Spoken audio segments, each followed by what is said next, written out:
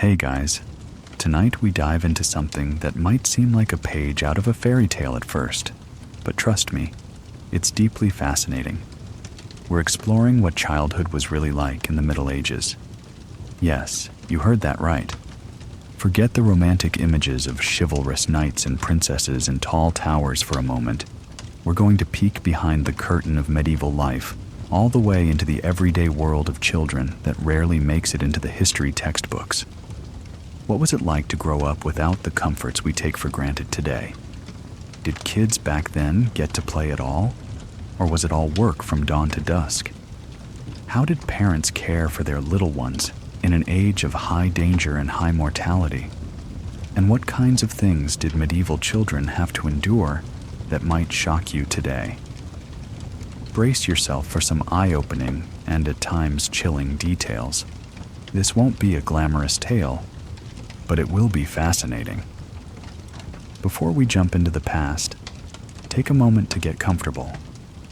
Dim the lights, maybe turn on a gentle fan, or some soft background sounds. And if you enjoy these late-night history dives, consider liking this video and subscribing to the channel. It really helps me continue these journeys. Feel free to let me know in the comments where you're listening from and what time it is for you right now. I love seeing the global community gathered for these stories. Now, take a deep breath and relax. Let's ease into tonight's journey together, back to the Middle Ages in Europe, and uncover the untold details of life as a medieval child. We begin our journey in a small medieval village, under a moonlit sky and a thatched roof. Imagine a humble cottage made of timber and daub, its walls gently illuminated by the flicker of a single tallow candle. By sunrise, the village is stirring, roosters crowing, smoke beginning to curl from cottage chimneys as mothers light cooking fires. John's day often starts with him rubbing sleep from his eyes on a straw pallet, then stepping outside into dewy grass to fetch water from the communal well. Other children accompany their parents there too, little feet pattering on the dirt paths. The well side becomes a brief social spot each morning. Even the children share a sleepy, good day before their work begins. It's a simple ritual that binds the community together at dawn. Inside the cottage now, a mother-to-be lies on a rough-hewn wooden bed, clutching the hand of a neighbor woman who serves as the midwife. It's a chilly night, and the only warmth comes from a little hearth in the corner where a low fire crackles. Now take a moment to picture this scene. No modern hospital, no doctors in white coats, just a handful of local women with hushed voices and steady hands, gathered to help bring a new life into the world. In the corner of the room, a bucket of water is warming by the fire and clean linen strips are at the ready. The mother cries out in pain. Childbirth in the Middle Ages is a perilous endeavor for both mother and baby. There's no anesthesia, only herbal brews and whispered prayers to ease her suffering. The midwife murmurs encouragement and calls on the Virgin Mary and Saint Margaret, patron of childbirth, as the labor intensifies. Outside, the village is silent under the stars. Perhaps a distant wolf howls from the dark woods, or an owl hoots. But here in this tiny home, all focus is on the woman's next contraction. The husband waits anxiously just beyond the doorway, because typically, birth is women's business in this era. He's been shooed outside with other worried family members, pacing in the cold night air, murmuring his own prayers into clouds of breath in the chill. Finally, after hours of strain and fear, a thin wail pierces the silence. A baby has been born. The relief in the room is palpable. The midwife swiftly wraps the infant in swaddling clothes, long strips of linen binding the baby snugly, as is customary to keep their limbs straight and protected. For the first time, the mother smiles weakly. tears of exhaustion and joy in her eyes as she hears that tiny cry. In a time when not every birth has a happy outcome, this sound is a minor miracle. The newborn's lungs are strong enough to announce arrival in the world, and everyone allows themselves a sigh of relief. But there's little time to rest. Almost immediately, attention turns to the baby's soul, because in medieval belief, an unbaptized baby is vulnerable in more ways than one. Imagine the urgency. Even in the dead of night or the dead of winter, families will rush to have an infant baptized within a day or two of birth, sometimes within hours if the child seems weak. The local priest might be roused from his sleep to perform an emergency christening by candlelight. No one wants to risk the baby dying without baptism, since that could mean the child's spirit would wander or be stuck in limbo according to the teachings of the church. Gradually, fears about the salvation of unbaptized children had led to the practice of baptizing babies the very day they're born. So on this very night, under that same moon's gaze, the father might already be saddling a donkey or lighting a lantern to walk to the little stone church down the lane, cradling his newborn who is barely a few minutes old, determined to do whatever it takes to protect this tiny soul. Picture the scene. The small family, and perhaps one of the midwives processing through dark, empty village streets toward the church. The baby is swaddled tightly and held close to the mother's chest, while the father carries the lantern. The cold night air nips at their faces. They push open the heavy wooden door of the chapel and step inside, where the air smells of incense and old stone. The priest, bleary-eyed but dutiful, meets them at the baptismal font. By the warm glow of flickering candles, he pours holy water over the infant's forehead and speaks the Latin words of baptism that echo softly in the silence. The baby fusses at the sudden wet chill, but soon it's done. The child is officially welcomed into the community and believed to be protected in God's grace. In that moment, as the parents exchange relieved glances, there is hope. They name the baby after a saint or a beloved relative, perhaps even reusing the name of an older sibling who died young, as was often the custom. It's bittersweet to think about. The recycling of names a testament to both grief and hope, a way to carry on the memory of lost children. Now the family returns home with their precious bundle. The mother, utterly drained, nestles the baby in a wooden cradle padded with straw and old cloth. She will try to get some rest now, though it's likely a short reprieve. New mothers in this era often stay secluded at home for a while to recover, a custom known as lying in, but there is no luxury of extended maternity leave. Daily life must resume, and soon this mother will be back to tending the hearth and even assisting in the fields, baby strapped to her in a sling as she works. For tonight, at least, she can lie back on the bed, listening to the crackle of the fire and the soft, whimpering breaths of her newborn. The midwife and neighbor women tidy up quietly, exchanging knowing smiles. They have witnessed both triumph and tragedy in this role, and tonight they will go home feeling grateful that mother and child survived another birth, one small victory against the odds. As the first hints of dawn light begin to pale the night sky, the village rooster crows. A new day is about to begin, and with it, a new little person has joined the medieval world. For this baby, let's say it's a boy, and his parents decide to call him John after his grandfather, the journey is just beginning.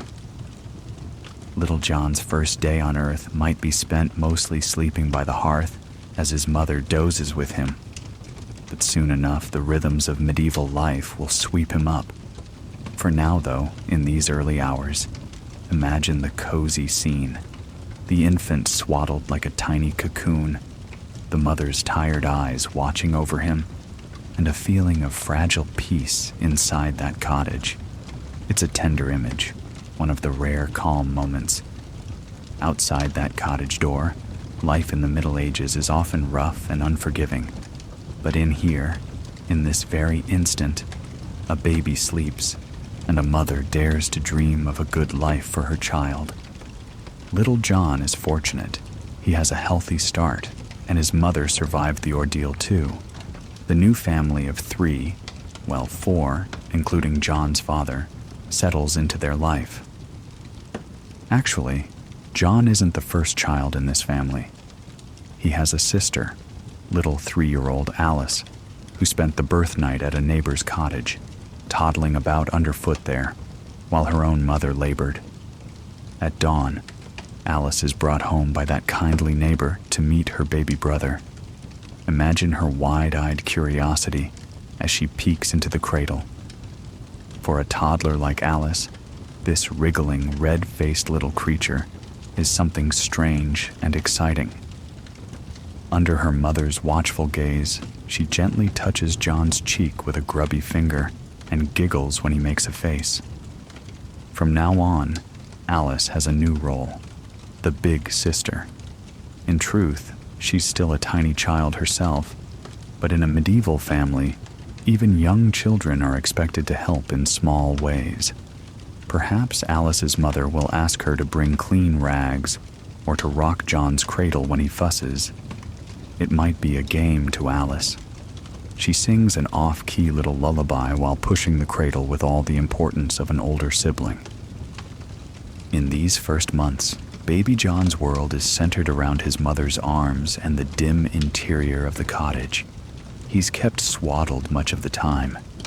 Medieval parents believe firmly in swaddling, wrapping infants tightly in cloth bands.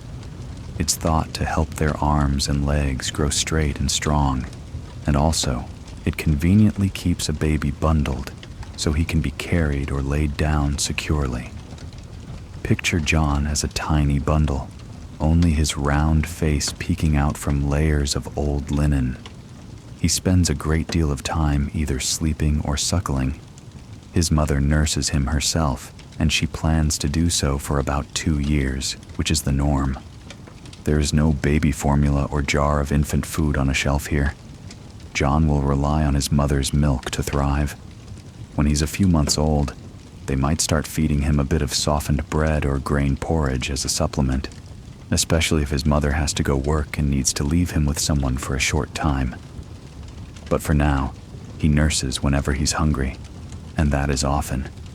His mother, with her chores to do, might breastfeed him, while simultaneously stirring a pot of pottage over the fire or mending a tunic, multitasking in the way countless mothers have. Caring for an infant in this era is a challenge under such basic conditions. There are no diapers with cute pins. Instead, John's waist is managed with strips of linen cloth, or simply by being attentive to his needs and holding him out away from his swaddling at the right moment. An age-old practice of elimination communication, though they wouldn't call it that. Still, messes happen frequently. Washing those soiled cloths means scrubbing them in cold water drawn from the village well or nearest stream. It's hard, wearying work. John's mother likely smells constantly of wood smoke, sour milk, and other less pleasant odors, but no one in the Middle Ages would find that strange. It's the scent of motherhood when baths are a rare luxury. Despite the hardships, there are tender moments. In the evenings, after the day's work, John's mother may finally sit down on a low stool by the hearth and cradle him in her arms without rush. She might hum a simple lullaby as he gazes up at her by firelight. Perhaps it's the same melody her own mother sang to her, an old folk tune or a church hymn softly hummed. Baby John's dark eyes try to focus on her face. He has no crib mobile or fancy toys, but he has the loving face of his mother and the sound of her voice, and that is comfort enough. Nearby, little Alice plays with a scrap of cloth she's pretending is her own doll. imitating her mother by rocking and feeding this toy. Already at 3 or 4 years old, she's practicing the skills she'll need in just a few short years, caring for younger ones and running a household. Childhood, even at this tender stage, is a training ground for the future. Of course, not every moment is peaceful. John wails in the night, as all babies do. The cottage has thin walls. A cry can easily be heard by neighbors, though in a close-knit medieval village, people are used to the sounds of life all around. When John howls at 2 a.m., his father might groan and turn over on the straw mattress, pulling an old blanket over his head, while his mother instinctively reaches for the baby. She might offer him her breast to comfort him, or check if he's wet and needs a fresh cloth. Perhaps he has a fever, a tiny body hot and flushed in the dark of night. This is when fear gnaws at a parent's heart. Illness in infants can be deadly, and they have so few ways to fight it. John's mother might only have some simple remedies, maybe a teaspoon of weak ale with herbs to calm him. Yes, even infants might be given a drop of ale, since the water can be unsafe and a bit of ale is thought to help them sleep. Or she might place a cool, damp rag on his brow. If the baby's condition worsens, she would pray. She might whisper desperate prayers to St. Nicholas, considered a protector of children, or to the Virgin Mary, while gently rocking John through the long hours until, hopefully, the fever breaks. Though remedies were few, mothers sometimes turned to faith and even superstition in their worry. A persistently sick or inconsolable baby might stir whispers of being a changeling, a fairy swap, in folk tales of the time. While most parents didn't truly believe their precious child was anything but human, such stories reveal their deep anxieties. To guard against any evil influences, they often placed protective charms around their infants. A piece of iron or herbs tucked in the cradle, or a tiny bracelet of coral beads and bells tied to the baby's wrist, believed to ward off fairies or ill spirits. Parents clung to any hope or ritual, however fanciful, if it promised to keep their child safe and healthy. One particular scare comes when John is about 6 months old. One evening, as the autumn winds howl outside, his mother is busy tending a stew on the hearth, while John naps in his cradle nearby. Little Alice is amusing herself by stacking some wooden blocks her father carved. In a moment of distraction, the mother steps out to the shed to fetch more firewood, leaving Alice to keep an eye on her brother. The fire pops, a sudden burst of sap in the log, and a stray ember jumps out onto the floor. The spark lands right on the edge of John's cradle blanket. In an instant, a small flame starts to smolder on the wool. Alice, seeing the flicker of light, cries out in alarm. Her mother rushes back in, heart pounding. She snatches up the baby, quickly smothering the little flame with her calloused hand before it can spread. John is safe, just woken and screaming from the commotion, but unharmed. His mother's palm is red and blistered, however, and she winces in pain. It was a close call. Too close.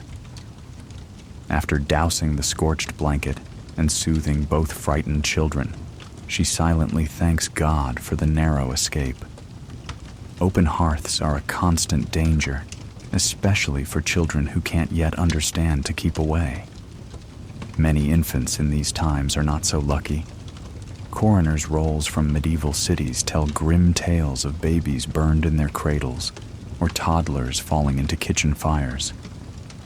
John's mother knows this well, and tonight she will be extra careful, keeping the cradle further from the fireplace and instructing Alice never to go near the flames. As months pass, baby John grows plumper and stronger. The fact that he's reaching his first birthday is itself an accomplishment in this era. Remember, many children never made it this far. It has been suggested that perhaps a quarter or more of infants died in their first year, and nearly half of all children died before reaching adulthood. When the day comes, not that medieval peasants mark a baby's exact birthday with a cake or candles, but let's say it's midwinter and John is turning 1. His family is quietly joyful. Perhaps his mother holds him a moment longer than usual that morning and murmurs a prayer of thanks. Maybe she gives him a special treat to gum on, like a crust of bread dipped in honey, which makes him squeal with delight at the new taste. Alice claps her hands to see her baby brother's sticky grin. Such small moments of joy punctuate the long grind of daily survival. By now, John has learned to crawl and even take a few wobbly steps between the rough furniture of the cottage. He babbles happily, and his first words are emerging, likely Mama or Papa, the eternal favorites. Imagine the pride and excitement of his parents hearing those sweet syllables for the first time. They laugh and try to coax him to say it again. In a world with so much hardship, these early milestones are rays of sunshine breaking through the clouds. They may not write in baby books or take photos as we do now, but you can be sure those parents remember the moment. Perhaps that evening, John's father goes outside and finds a decent piece of pine wood, and over the next few nights by the fire, he carves a little toy for his son, maybe a tiny horse on wheels or a simple figurine. Peasant children don't have many toys, but a loving parent might craft something small when they can. John is still too young to play with much, but he can grasp the wooden horse and gnaw on it with his teething gums. It's a humble gift, but made with love. Life in John's first year also involves the community. His baptism made him part of the village in the church's eyes, and he has godparents, likely a neighbor, man and woman, chosen at the baptism to take a special interest in his upbringing. These godparents might drop by and check on him now and then. Perhaps his godmother comes over one afternoon with a little bell to amuse him, or simply to give John's mother a chance to rest while she holds the baby. Medieval villages were tight communities. Everyone knows everyone, and raising a child is a shared endeavor. If John's mother falls ill or has to go help in the fields unexpectedly, she can probably count on a neighbor to watch the baby for a bit. People are used to relying on each other in these times. It truly takes a village to raise a child, as the saying goes. All the while, John's older sister Alice is growing too. By age 4, she has become more independent in the way little village girls do. Her hair is a tangled brown mop, her face often smudged with dirt from playing outside, but her eyes are bright and curious. While her mother takes care of John, Alice spends more time tagging along with her father or with other children in the village. She might chase chickens in the yard or play hide and seek among the laundry hanging out to dry. There are no swing sets or picture books to occupy her, so she invents fun from whatever is at hand. A feather becomes a pretend quill to draw shapes in the dirt. A broken pottery shard is a treasure. 2 sticks become little dolls that she makes talk to each other in a made-up story. And although life is harsh, even medieval parents indulge their young ones with a little play when time permits. On a sunny day, perhaps John's father lifts Alice onto his shoulders and lets her pretend to ride a horse while he trots around to her squealing delight, all while baby John watches with big eyes from his mother's hip, bouncing gently as if he wants to join in. These early years are crucial. John has survived infancy thanks to care, luck, and community support. He's received what comfort and nourishment his family can offer. But soon, as he grows out of babyhood, the expectations will start to mount. In the medieval mindset, the age of about 7 is when a child is thought capable of reason, and not coincidentally, when they are expected to start contributing in earnest to the work of the household.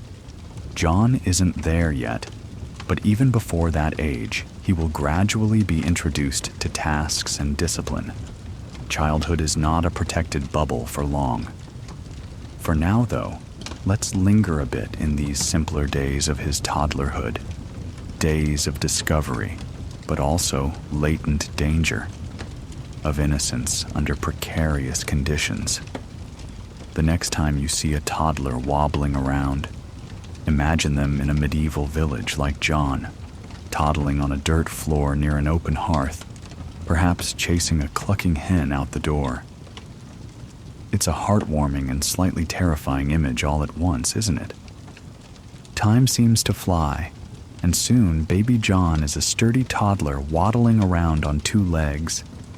By the time he's 3 years old, he's chattering in simple sentences, often mixing up his words in a way that makes his parents chuckle softly, and following his father around whenever he can. Picture him, a little boy with bowl-cut brown hair, barefoot in the summer dust, wearing a miniature version of a tunic made from rough homespun wool. It's probably a hand-me-down from his sister or a neighbor's child, dyed a dull brown or gray. It falls almost to his ankles, because children's clothes are made to last as long as possible. They'll be let out or belted as the child grows. John's tunic is cinched at the waist with a bit of rope to keep it from tripping him. He's often got a few scrapes or bruises on his knees. Like any active toddler, he tumbles and plays and explores his world with fearless curiosity. Alice, now 6, is becoming quite the little helper. She has outgrown her baby play and takes pride when her mother trusts her with small tasks. In the mornings, while John still sleeps in a tangle of blankets, Alice might be up early helping her mother grind grain with a hand mill for the day's bread, or fetching a pail of water from the village well, with a careful eye so she doesn't tip in. Wells can be another hazard for children. John wakes up to the sound of the hand mill's rhythmic grinding and the faint smell of smoke from the rekindled hearth. He toddles out, rubbing his eyes. Perhaps he finds his father pulling on his boots, preparing to go out to the fields. John, at 3, is still too little to join in fieldwork, but he clings to his father's leg, wanting to go along. His father scoops him up and carries him outside for a moment. The dawn air is crisp and filled with the scent of dew on grass. The father points to the sky, showing John the sunrise, maybe naming the colors or saying, "See the crows on the fence? They're waiting to eat our seeds. One day you'll help chase them off, my boy." John solemnly nods, not fully understanding but proud at the thought of being helpful one day. Back inside, John's mother has saved a bit of last night's porridge for his breakfast. She reheats the thick oat mush and perhaps thins it with a little goat's milk to cool it down. She feeds him from a wooden spoon. John eats hungrily. At this age, he's growing fast and seems forever hungry. Food for a peasant family is simple. Bread, porridge, maybe peas or onions from their garden, and on rare occasions, a bit of salted fish or a strip of bacon for flavor. Little John's diet is mostly bread and gruel. If he's lucky, someone found a beehive in the woods and traded some honey, so now and then he might get a drizzle of sweetness on his bread. But treats like that are scarce. More often, it's the same filling, but bland fare, day after day. Still, he doesn't complain. He knows nothing else. When his belly is full, he gives a contented little sigh and runs off to play, while his mother and Alice dive into the day's labor, kneading dough, feeding the chickens, and so on. John's days at this stage are a mix of play and gradually learning to work. In a medieval village, there's no concept of preschool or daycare. Children learn by shadowing adults and older siblings. So John often tags along with Alice. If she goes out to gather kindling wood at the forest's edge, John trails behind her, carrying a tiny bundle of twigs in his arms, feeling very important. Of course, a 3-year-old's contribution is more cute than useful. Half the twigs might drop along the way, but the process teaches him what needs to be done. And importantly, it keeps him out of trouble. A bored toddler in a medieval home can quickly find danger, as we saw with the hearth incident, so his mother prefers to keep John nearby and busy. One common method to keep small children safe while parents work is to physically restrain them, gently. On occasion, when John was younger and his mother had to leave him for a few minutes, she would tie him in the cradle or onto a chair with a length of cloth to ensure he wouldn't wander into the fire or outside. Now that he's older and more aware, he's given a bit more freedom, but constant vigilance is still the rule. Alice has become a sort of babysitter whenever their mother has to go attend to something urgent.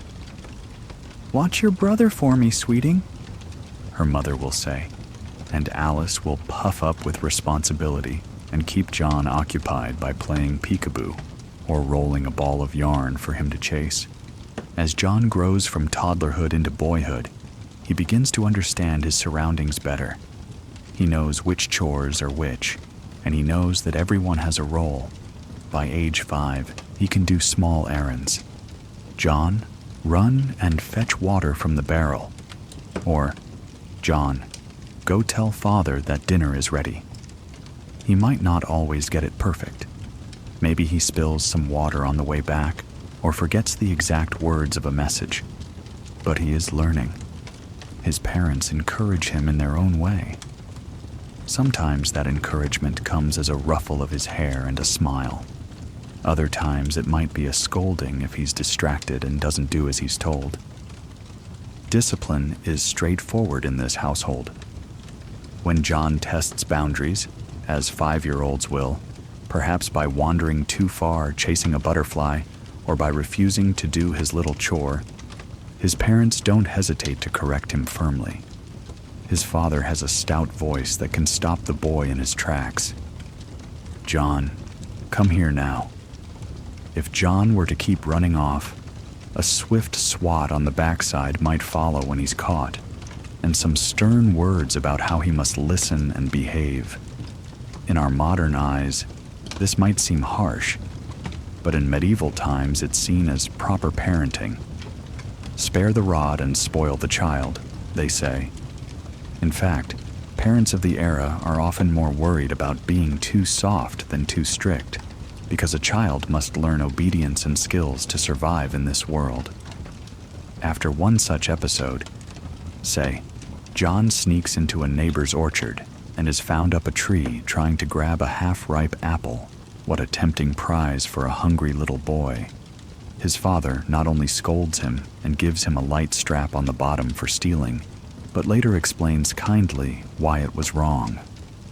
The apple belongs to the neighbor and must be saved for harvest. Taking it could cause trouble. John sniffles and nods, understanding more from the tone than the full lesson, but bit by bit, learning right from wrong in his community. Now imagine John at 6 years old. By medieval standards, he's on the cusp of leaving early childhood behind. In a year or so, people will consider him capable of some genuine work and even of understanding moral and religious ideas.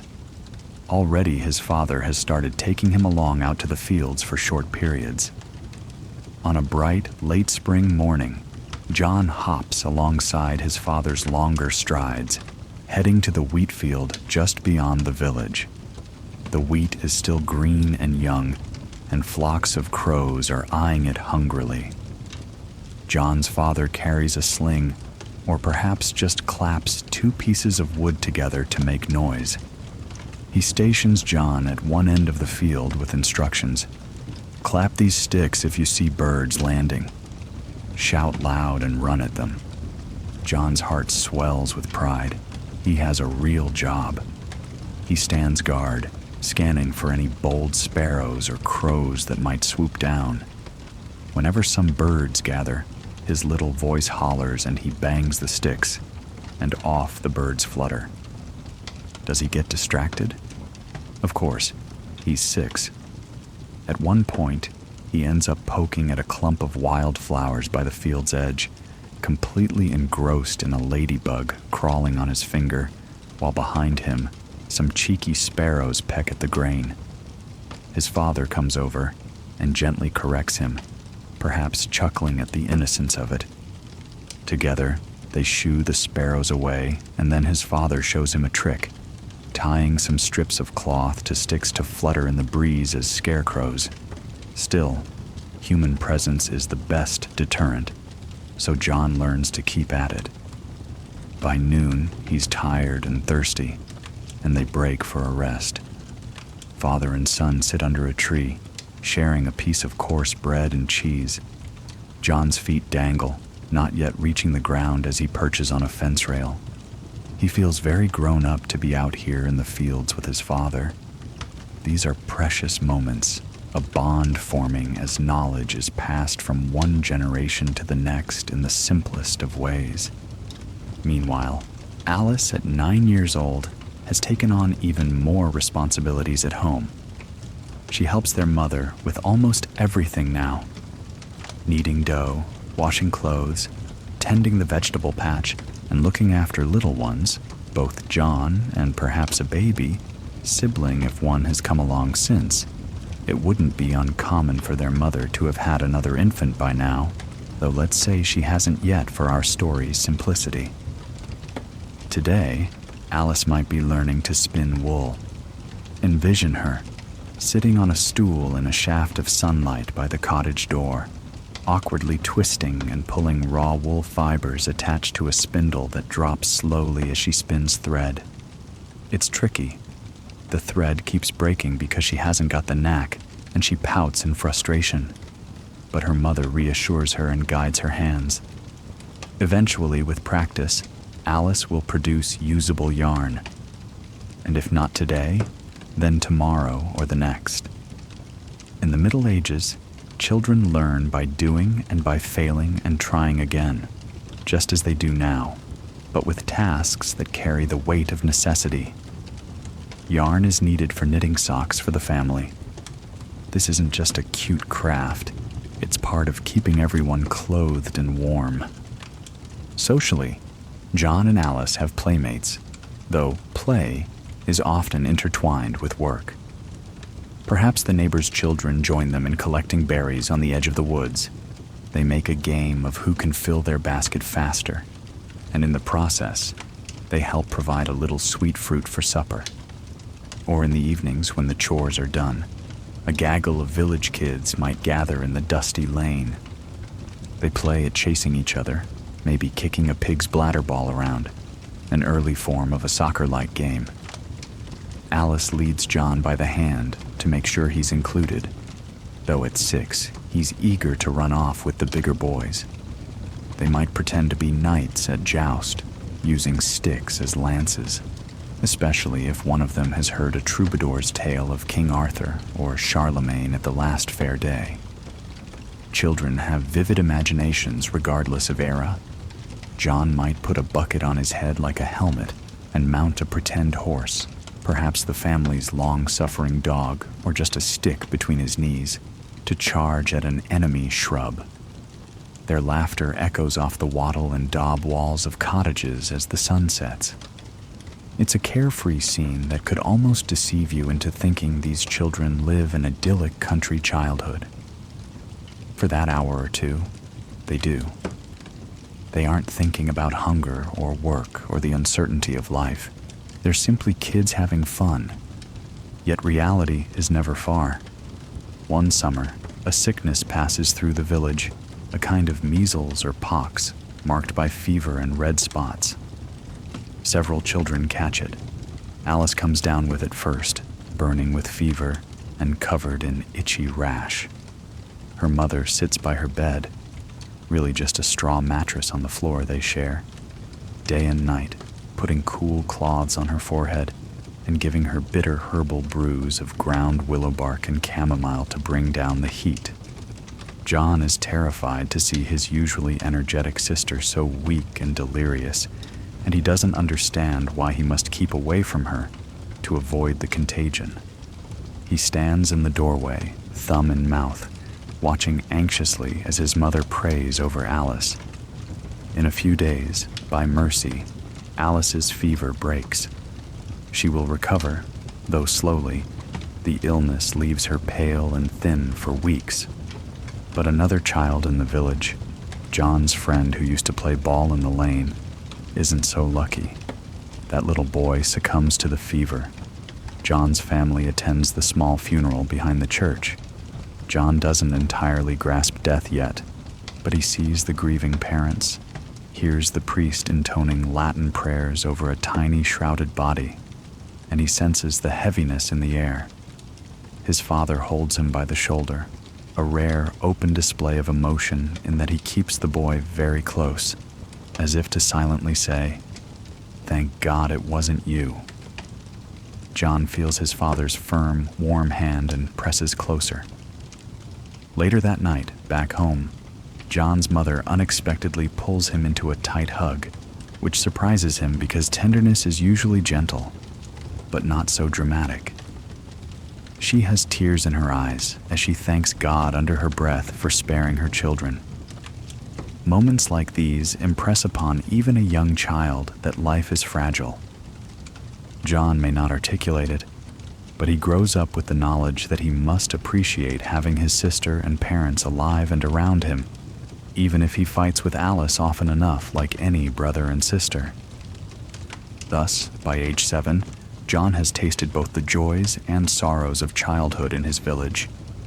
He has known love and laughter, and also fear and loss. He doesn't spend his days in a schoolroom or playing with an abundance of toys, as a modern child might. But he has learned from the great school of life, the only one available to peasant children. He can recite a few prayers by rote now, taught by his mother, and reinforced each Sunday at Mass, where he stands in the nave with the other youngsters, squirming and trying to be quiet through the long Latin service. He knows to tug his forelock respectfully when the lord of the manor rides by on horseback, because his father taught him that failing to show respect could bring trouble. He's learned how to make himself useful enough not to be underfoot, whether that's by holding the door for his mother when she carries a heavy laundry tub, or by keeping an eye on the stew so it doesn't boil over when she must step out briefly. In short, John at 7 is preparing, slowly but surely, to step into the shoes of a medieval working man in the making. His true childhood, as we think of it, that brief window of innocent play and freedom, is drawing to a close. In the medieval view, he's about to embark on a new stage of life where more will be expected of him. But let's not rush him there quite yet. We can still hear his giggles as he plays with Alice in the twilight, chasing fireflies outside the cottage. Those are the sounds of a childhood that, while not carefree by modern standards, still had its share of light and laughter amid the hardships. Most children began to do serious work once they reached roughly the age of puberty. That time was seen as a turning point. In fact, both church and secular law generally marked adulthood at puberty. Girls at around 12, boys at 14. By those ages, young people could marry with consent and could be held fully responsible for crimes. It's startling to us now, but a 13-year-old in John's world might be viewed as nearly an adult in many respects. Medieval law and custom placed the boundary between childhood and adulthood at about those ages, a notion reflected in how children were treated by their communities. As the seasons turn and years roll on, John leaves his baby teeth and carefree days further behind. By the time he's about 10 years old, you would scarcely recognize in him the chubby toddler from a few years before. He's lean and tanned from hours in the sun, with calluses already forming on his small hands from holding tools and tending animals. He's also grown more confident and capable.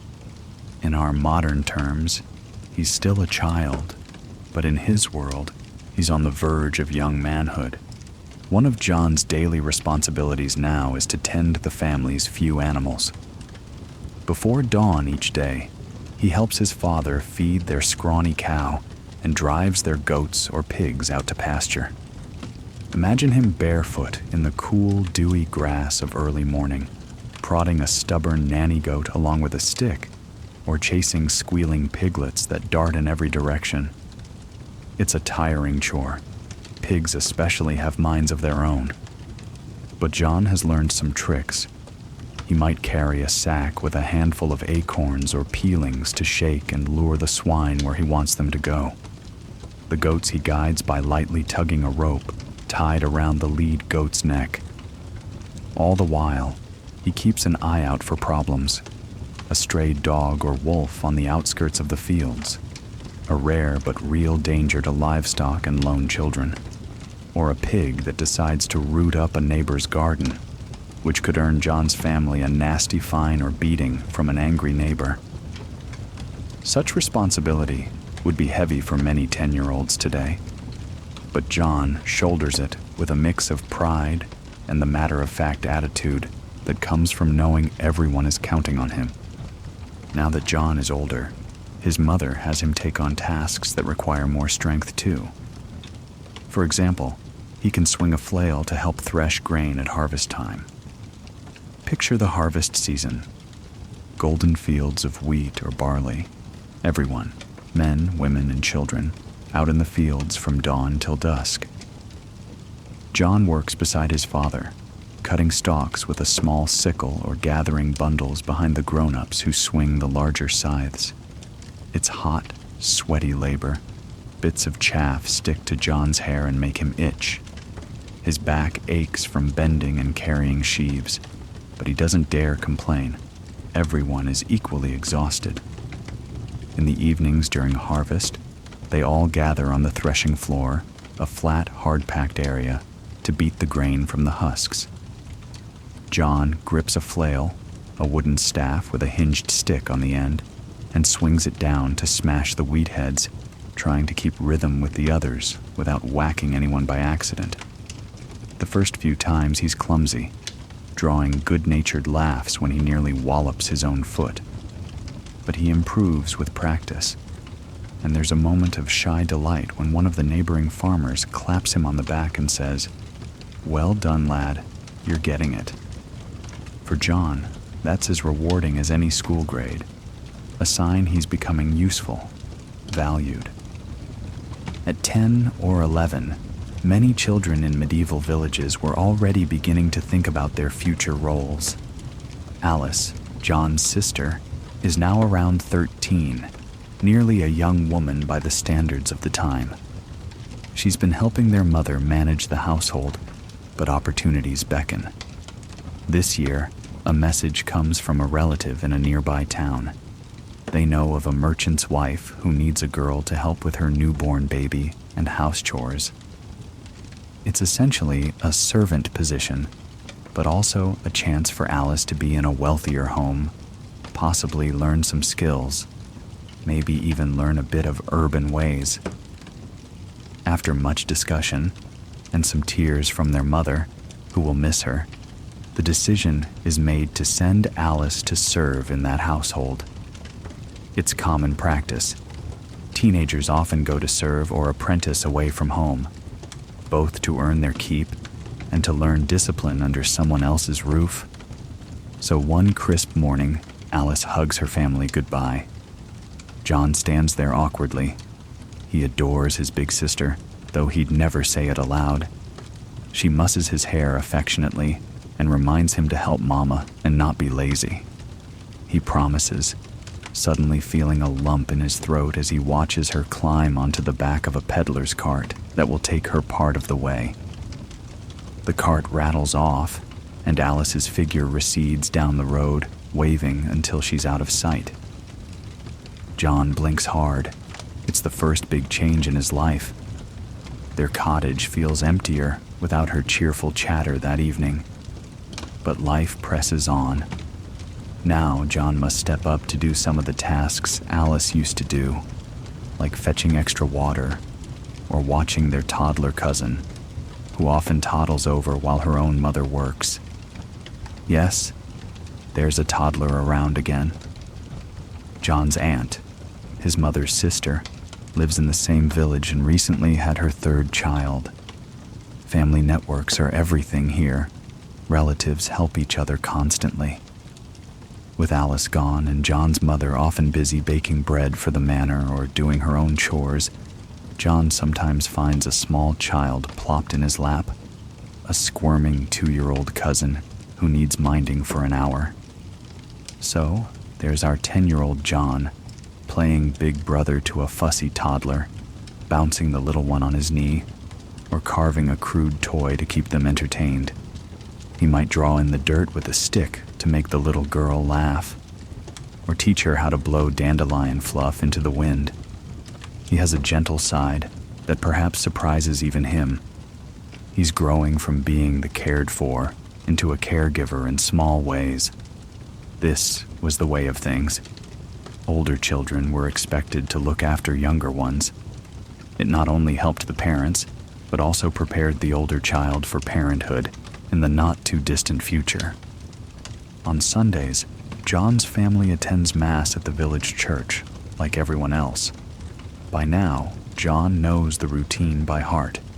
He trudges along in his cleanest tunic, perhaps still a bit stained, but brushed free of straw at least, with hair dampened and combed back. At church, he stands with the other youth. If he fidgets too much, a firm look from his father across the aisle will remind him to stand still. The Latin chants swirl around him. He doesn't know Latin beyond a few phrases, but he does recognize parts of the service now and can mumble along to the Pater Noster, the Lord's Prayer, when the priest leads it. The church is a huge presence in his life, though mostly in the background. He has grown up in its rhythms, feast days and fast days, the lighting of candles for saints, the stories of miracles and martyrs that the priest sometimes shares in sermons. John especially likes when the feast of St. Nicholas comes in early winter.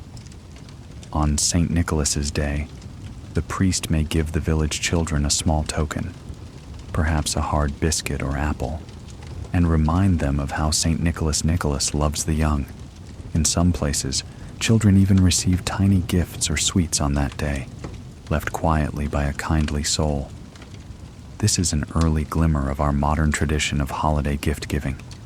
Even in medieval times, adults couldn't resist the urge to delight children with surprises. Such tales and treats make him smile and wonder about the wider world beyond his village. Speaking of socializing, John is now at an age where he forms tighter bonds with other boys in the village. They form a little pack, maybe 3 or 4 of them around the ages of 9 to 12, who often tend animals together or get into mild mischief. They might race each other while herding the geese, or dare each other to climb the tallest tree by the brook. One boy, let's call him Will, is John's particular friend. Will's father is the village miller, so Will is a bit better off. Their family has extra flour and coin, but the boys don't care about that.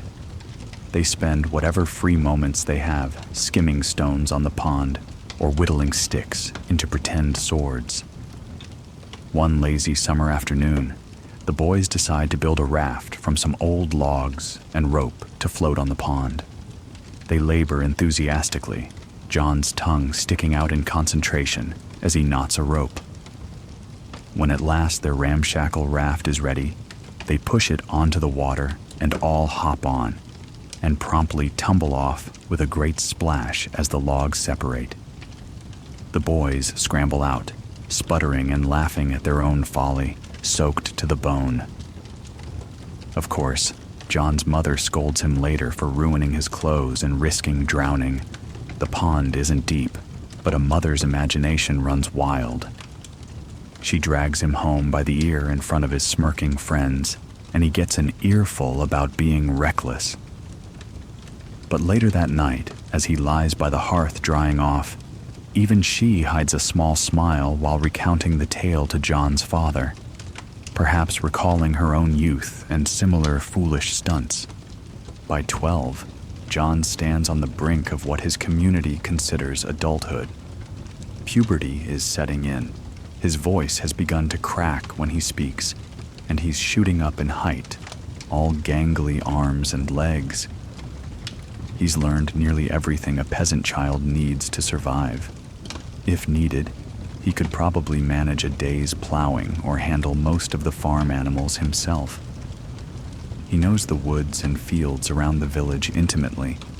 He can set a simple snare to catch rabbits, and indeed has caught one or two, contributing a bit of meat to the family pot. What a triumph that was for a boy of 11.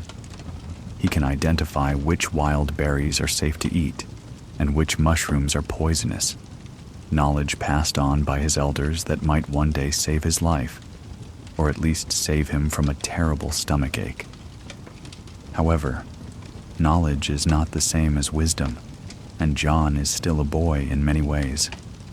At times, he feels a restless yearning that he can't quite name, a desire to see beyond the same fields and huts he's known all his life. He's heard travelers and peddlers speak of the nearest town, where there are marvels like stone buildings, a marketplace teeming with people, and perhaps even a fair each year with exotic goods. Once his father took him to that town on market day to help carry produce for sale.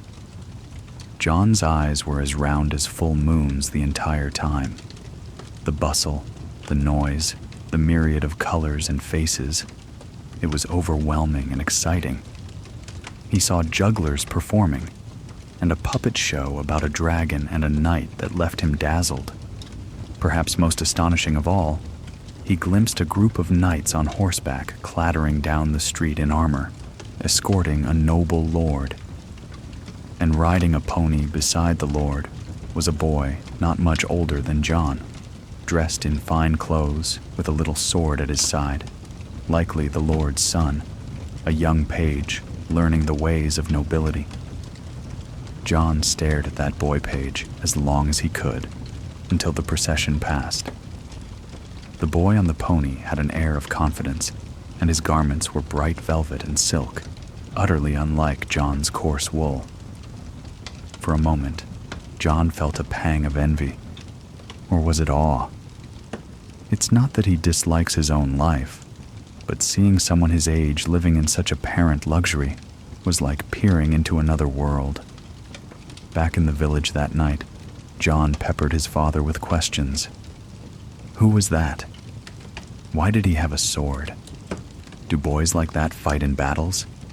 His father chuckled, tousling his hair. That lad? He's nobility. He'll train to be a knight. Battles? Perhaps when he's grown, if he's lucky or unlucky enough. His father had then sighed and added, Not our lot, John. We till the soil. That's fine enough. John nodded, understanding in his bones that fate had set him on a different path than the young lordling. Yet still he went to sleep dreaming of charging on horseback and shining in armor just the same. Dreams cost nothing after all, and they provide a brief escape from the routine of toil. As John reaches what we might call adolescence, there's no stark line the villagers draw at teenager. That concept doesn't exist yet. But there is a quiet shift in how he's treated. The men of the village start to include him in their conversations more. Perhaps at the next village meeting, to discuss fixing a broken bridge or how to deal with a roaming wolf sighting, John is allowed to stand by and listen, instead of being shooed away with the smaller kids. His opinions aren't exactly sought, but if he speaks up politely, someone might actually listen instead of saying, "Hush, that's not your concern." This inclusion is subtle but significant. He's also allowed to partake in more adult communal activities. For instance, at the harvest celebration, a simple feast of bread, ale, and maybe a roasted pig shared among the villagers, John is handed his first full cup of proper ale by a laughing neighbor. "Go on," You earned it, they say. The ale is warm and bitter, and John can't help but make a face at the taste, drawing laughter from the men. You'll get used to it. One claps him on the back. He feels a flush of pride, and soon a flush from the alcohol as well, making him a bit lightheaded. His mother eyes this from a distance with mild disapproval. She still sees him as her boy, but she doesn't interfere. This is a rite of passage of sorts. That night, John sleeps deeply, head swirling not only from ale, but from the realization that he is stepping into a new chapter of life. Before we leave John's story for now, picture one last scene. A 12-year-old village boy, waking at dawn on a chilly late autumn day. He wraps a threadbare cloak over his shoulders and heads outside. Frost silvers the ground. His breath puffs white in the air. In his hand, he carries 2 buckets on a yoke across his shoulders because the first task today is to fetch water. At the well, he meets his friend Will doing the same. They grin at each other through steaming breaths, maybe share a quick joke or complaint about the cold. On the way back, balancing the sloshing buckets, John sees the manor house on the hill at the edge of the village, a modest manor, but to him, it's a symbol of authority and wealth. By coincidence, at that moment, the young lord's son, the very boy John saw in town, rides past on a pony, accompanied by a couple of armed retainers. The boy is perhaps a year older than John, looking proud atop his sleek pony, a falcon perched on his gloved arm. Maybe they're going hawking, a noble pastime.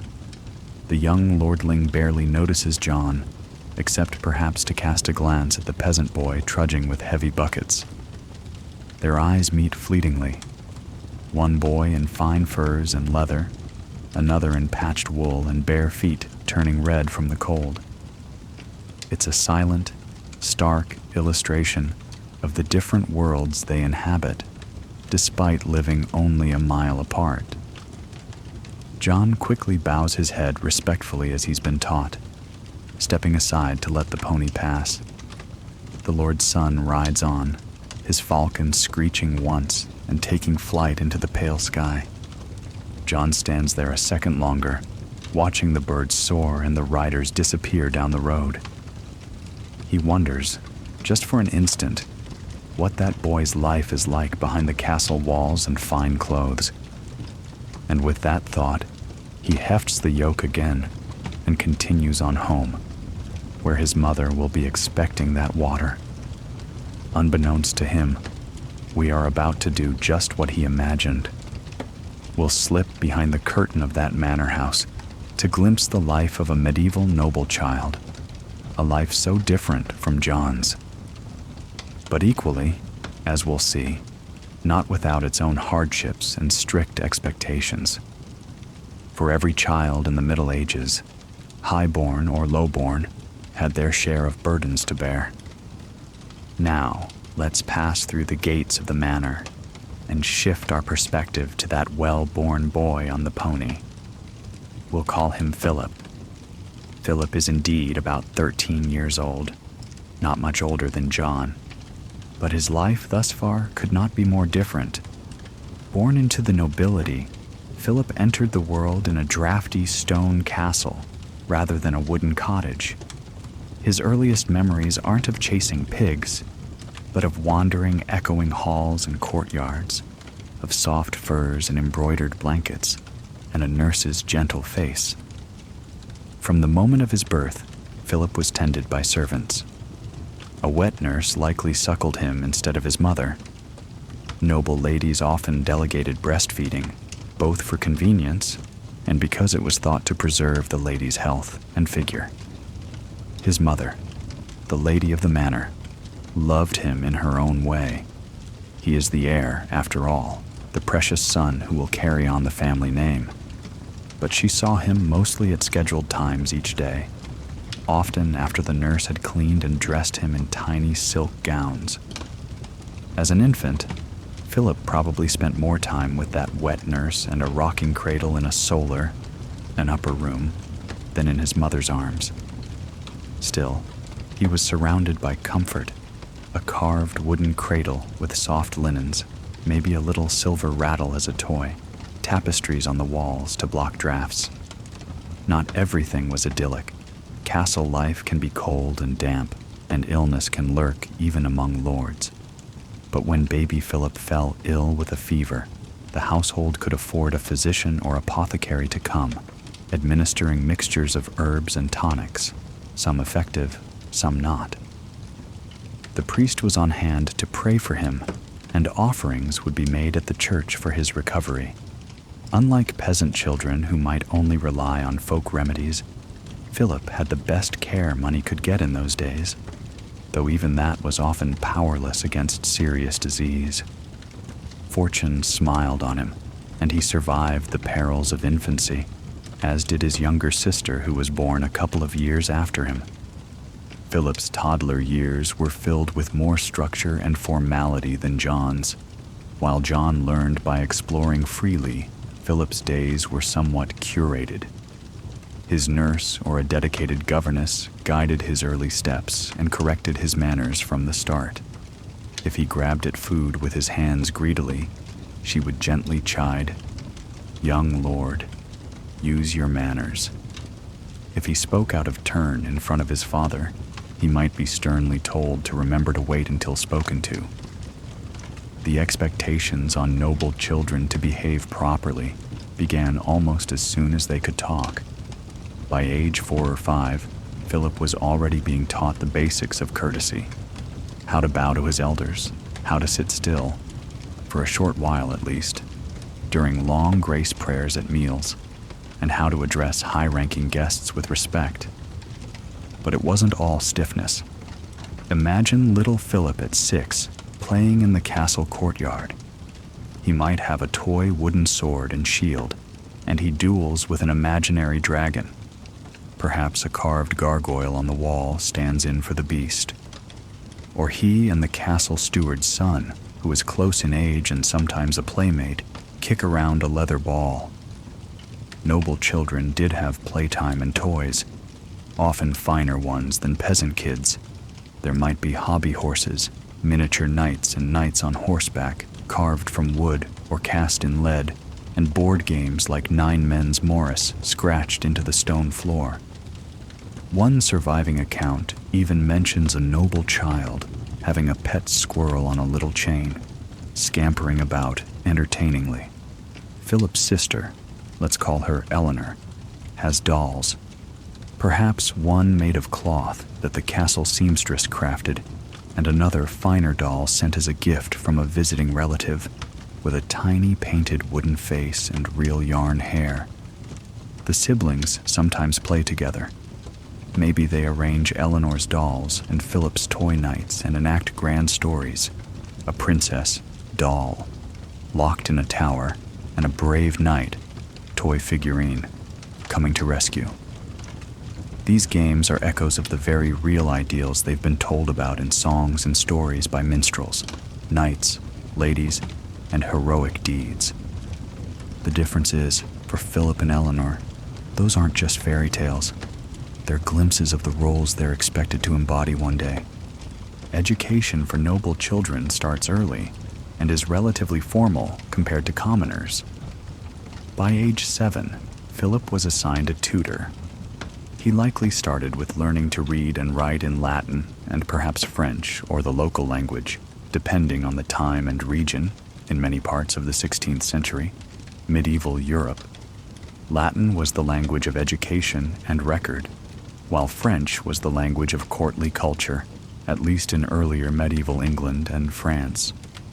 Picture him in a small chamber of the castle, sitting on a bench with a wax tablet and stylus or sheets of parchment, painstakingly copying letters of the alphabet under the stern eye of a chaplain or scholarly clerk. He dips a quill in oak gall ink and tries to form words like Deus, God, or his own name in elegant script. It's not easy. His fingers cramp, ink spatters on his tunic, but he applies himself. He knows that being a noble isn't all swordplay. He is expected to be educated, to know how to read state documents, possibly to manage estates through writing accounts, or to correspond with allies. Many noble boys of the later Middle Ages were surprisingly literate, at least enough to read letters and prayers. And books, rare as they are not unknown in his home. His mother has a beautifully illuminated book of hours, a prayer book that she sometimes lets him look at. He's mesmerized by the colorful miniature paintings of saints and biblical scenes inside. Those images teach him as much as any text about the values of his world. At the same time, his mind is being sharpened. His body is being trained. From about 7 or 8, Philip began learning how to ride a horse properly. A gentle pony was his first mount, under the guidance of the master of horse. Many an afternoon was spent in the practice yard, a concerned squire or groom walking beside the pony as Philip learned to find his balance. There might have been some tumbles. Falling off a horse is almost a rite of passage, but soon he could trot around confidently, chest swelling with pride when his father watched and nodded in approval. Riding, hunting, and weapon skills are the bread and butter of noble upbringing for boys. Philip's father, being a knight and lord, wanted his son to grow into a worthy successor. So, at age 7 or so, Philip was actually sent away from home to foster with a great lord, a higher-ranking noble who was his father's liege lord. This was very common. It might sound harsh to send a child off, but it was thought to toughen the boy up, teach him independence, and build alliances. So little Philip traveled perhaps days away to another castle, larger, bustling with knights, ladies, and other young pages. Page is the term for a noble boy in training. And there he entered service.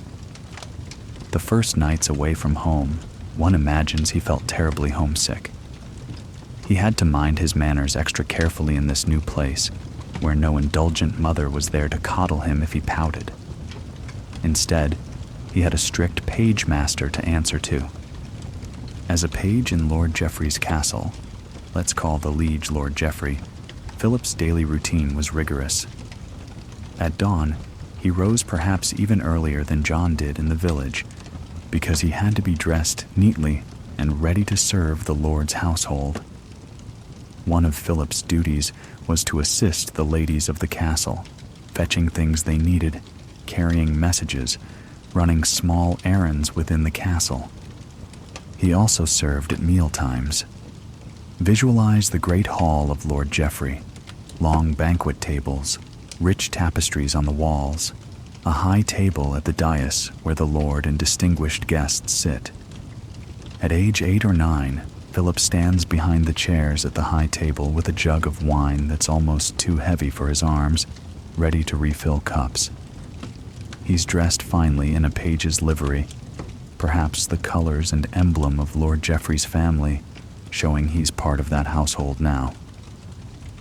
The first time he poured wine at dinner, his hands shook and he spilled a few drops, earning a disapproving frown from the steward. Mortified, Philip learned quickly to steady his grip. He must remain silent and attentive during these banquets. No snacking from the platters, no speaking unless spoken to. It's a form of discipline. Only after the lords and ladies are done and the remnants of the feast are taken away do the servants and pages get to eat their share, usually in the kitchens. Even then, Philip must be mindful of hierarchy. He eats alongside other pages and squires, and there's a pecking order. The older squires might playfully shove the younger ones aside to grab the best chunks of stew or bread.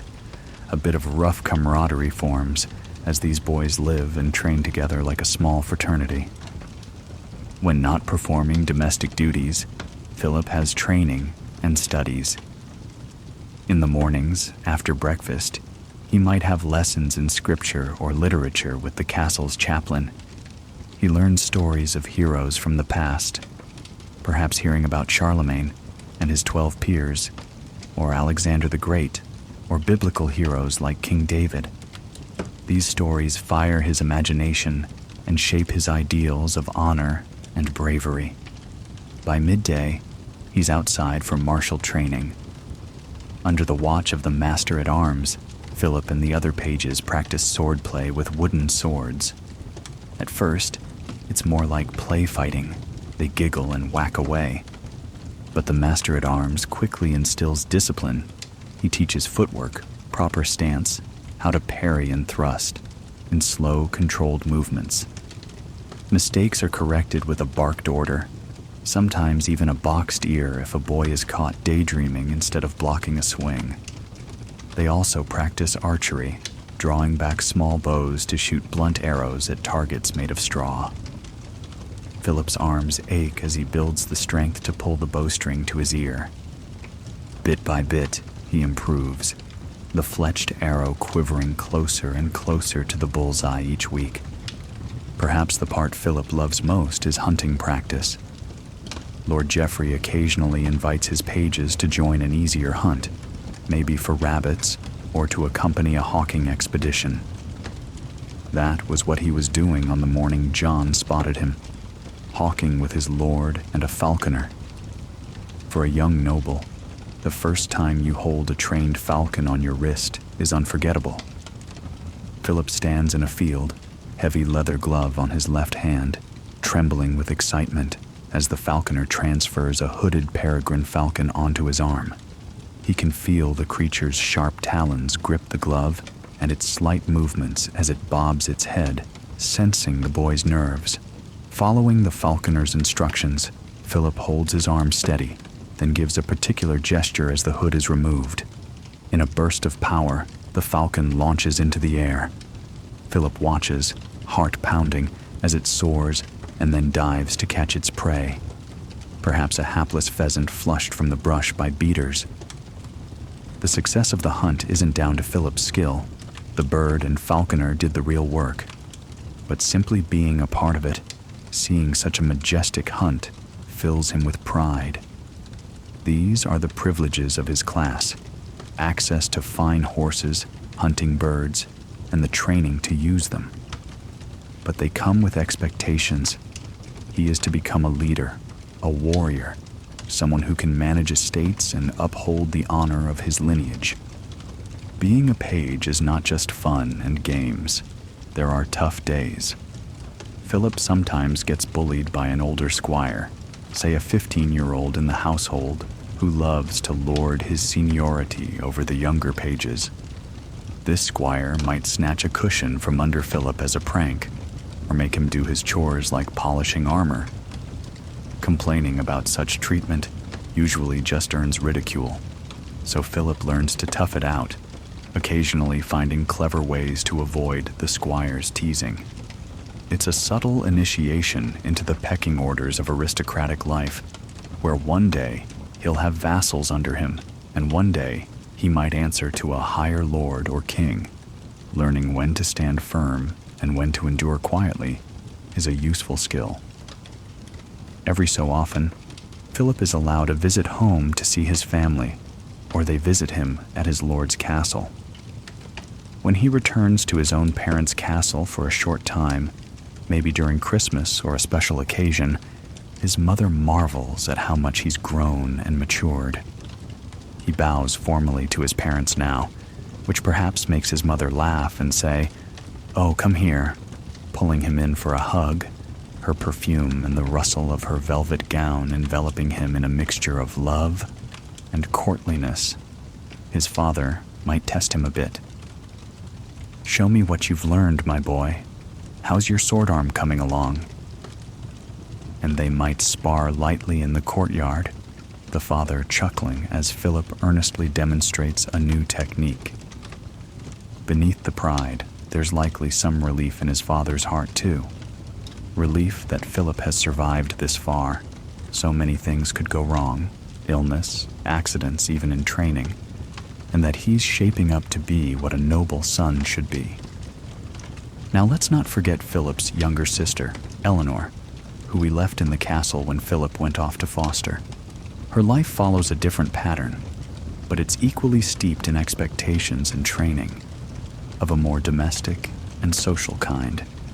Eleanor remained at her parents' castle, or perhaps was sent at around age 8 to another noble household to serve as a lady-in-waiting to a countess or baroness. This was a common parallel to a boy becoming a page. A girl of noble blood might join the household of a higher-ranking lady to learn the intricacies of noblewoman duties. Let's imagine Eleanor stayed at home until she's about 12. In those years, she was under the care of her mother and a governess. While Philip learned to wield a sword, Eleanor learned to wield a needle.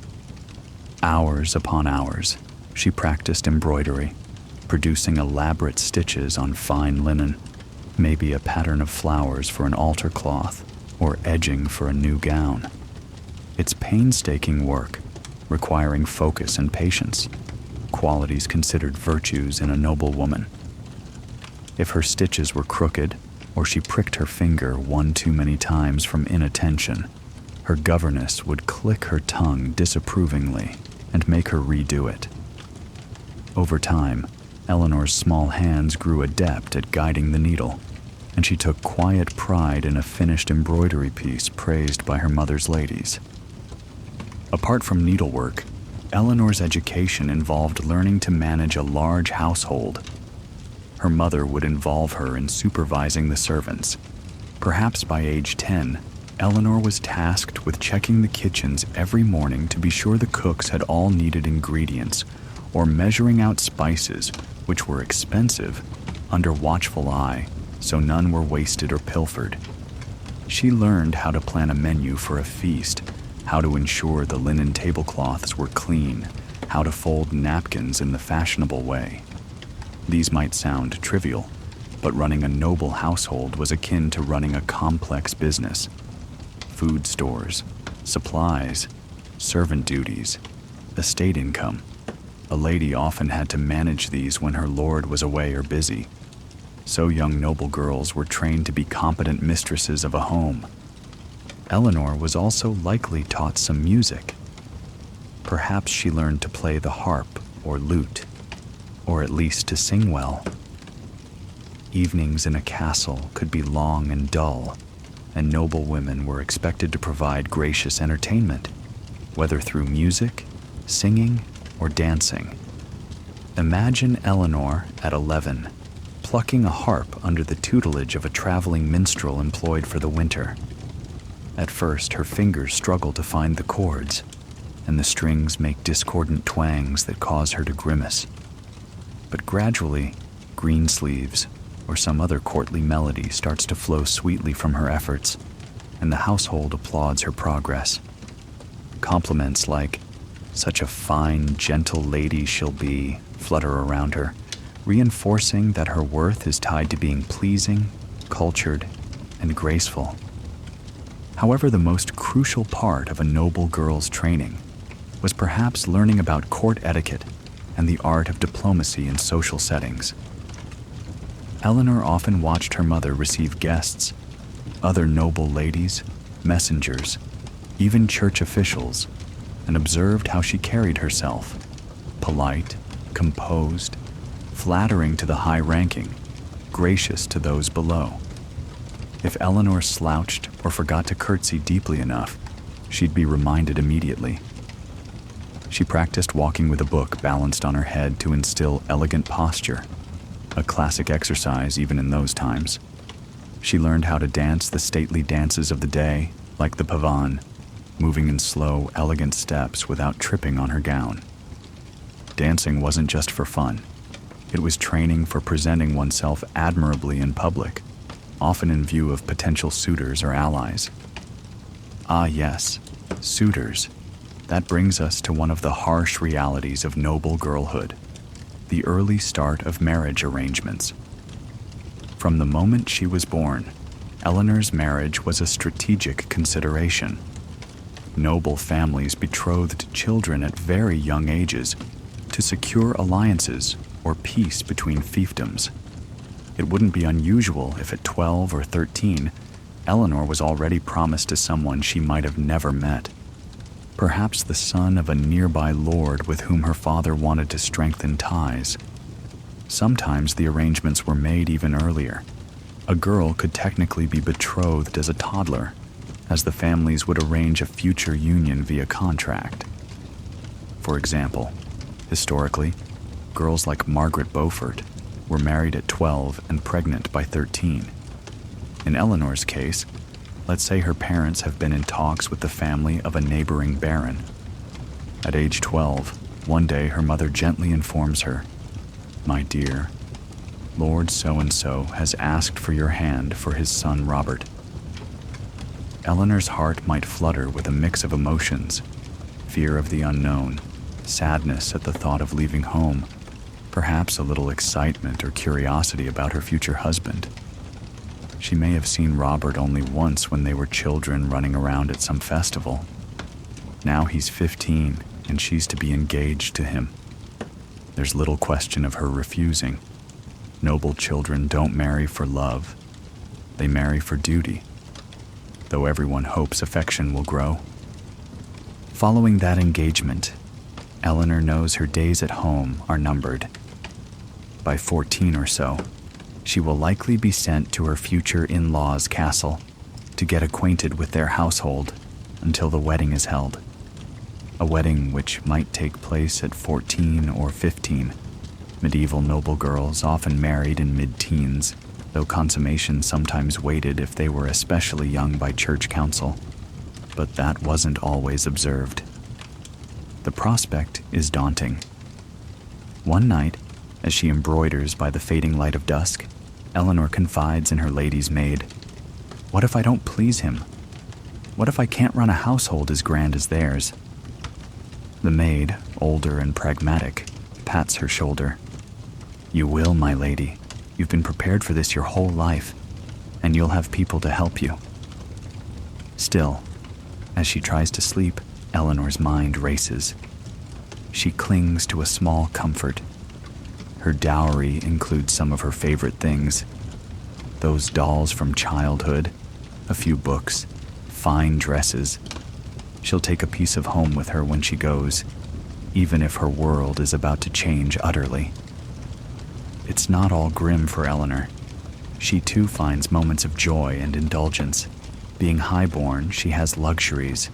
She sleeps on a feather mattress with silk covers, maybe with a small brazier of coals in her chamber to keep it warm on winter nights. A far cry from John shivering under a thin blanket by the fire. She eats better too. Tender roast meats, flaky pastries, and exotic fruits like dates or pomegranates that traders bring from far away, treats a peasant child couldn't imagine. At festivities, she gets to wear beautiful gowns of velvet and satin in rich colors, adorned with pearls. When she twirls on the dance floor at a New Year's feast, in that moment, she might feel like the princess of her girlish dreams. Many noble children lived for these moments of splendor, which seemed to validate their high status. But splendor could quickly turn to ordeal under the weight of expectation. Consider when Eleanor, at 13, makes her first formal appearance at the court of the region's prince, along with her mother. It's a grand affair, a tourney and banquet, with the prince and princess presiding. Eleanor is presented among a group of other young ladies. She must remember everything she's been taught, step forward gracefully, cast her eyes down modestly, yet not too timidly, deliver a perfectly executed curtsy to the prince and princess, and answer any questions politely. Her heart thuds in her chest as they approach her. The princess compliments her embroidered sleeve, which Eleanor herself worked on for months, and she must manage a gracious, "Thank you, Your Highness," without stammering. Perhaps one of the prince's knights, a gallant troubadour knight, takes her hand to kiss it as part of the courtly manners. It's the first time a man outside her family has done that, and she flushes red but maintains composure. After it's over, she realizes she'd been holding her breath the whole time. Her mother later whispers, "You did wonderfully, my dear. I am proud." Eleanor beams at that praise, just as Philip felt pride when his father approved of his writing. Noble or common, children often yearn for the approval of their parents. Back to Philip's story. By the time he is 13, the age where we first saw him with the falcon, he has advanced from being a page to being a squire. This is a step up in rank and responsibility in the knightly pipeline.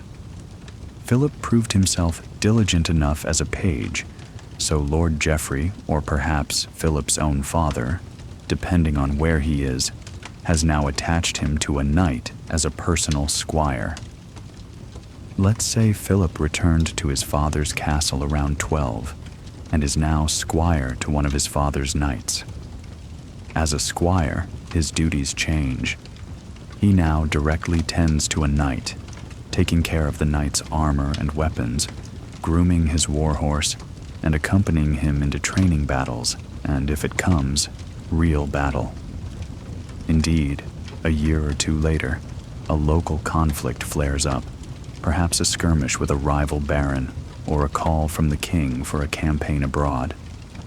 Philip, at 15, finds himself riding out with the war party, not as a knight. He's too young to be knighted, but as part of the retinue. Picture him in partial armor, maybe just a padded gambeson and mail shirt, since full plate is reserved for wealthier knights, a helmet slightly too large wobbling on his head. His job is to stick close to Sir Renaud, the knight he serves, and assist. In the chaos of marching soldiers, clanking armor, and the anxiety of possible battle, Philip steels himself by recalling all he's learned. When the clash comes, it's terrifying and exhilarating. Let's assume it's a minor battle. The sky overcast, the air thick with dust, and the metallic tang of fear. Philip holds the reins of 2 horses, his knight's charger and a spare, waiting behind the front lines as arrows whistle overhead. At one point, Sir Renaud charges and engages in combat. Philip sees his master knock a man off his horse with a lance. But soon Sir Renaud is unhorsed as well, vanishing in a melee of swords. Heart in throat, Philip does what he's supposed to. He grabs the spare horse and rushes forward when it's a bit safer, finds Sir Renaud, a bit battered but alive, and helps him remount. They retreat as the skirmish ends. Philip's hands are trembling from the nearness of real violence. He saw men injured, possibly killed, heard screams mingled with victory cheers. It's a lot for a 15-year-old to process.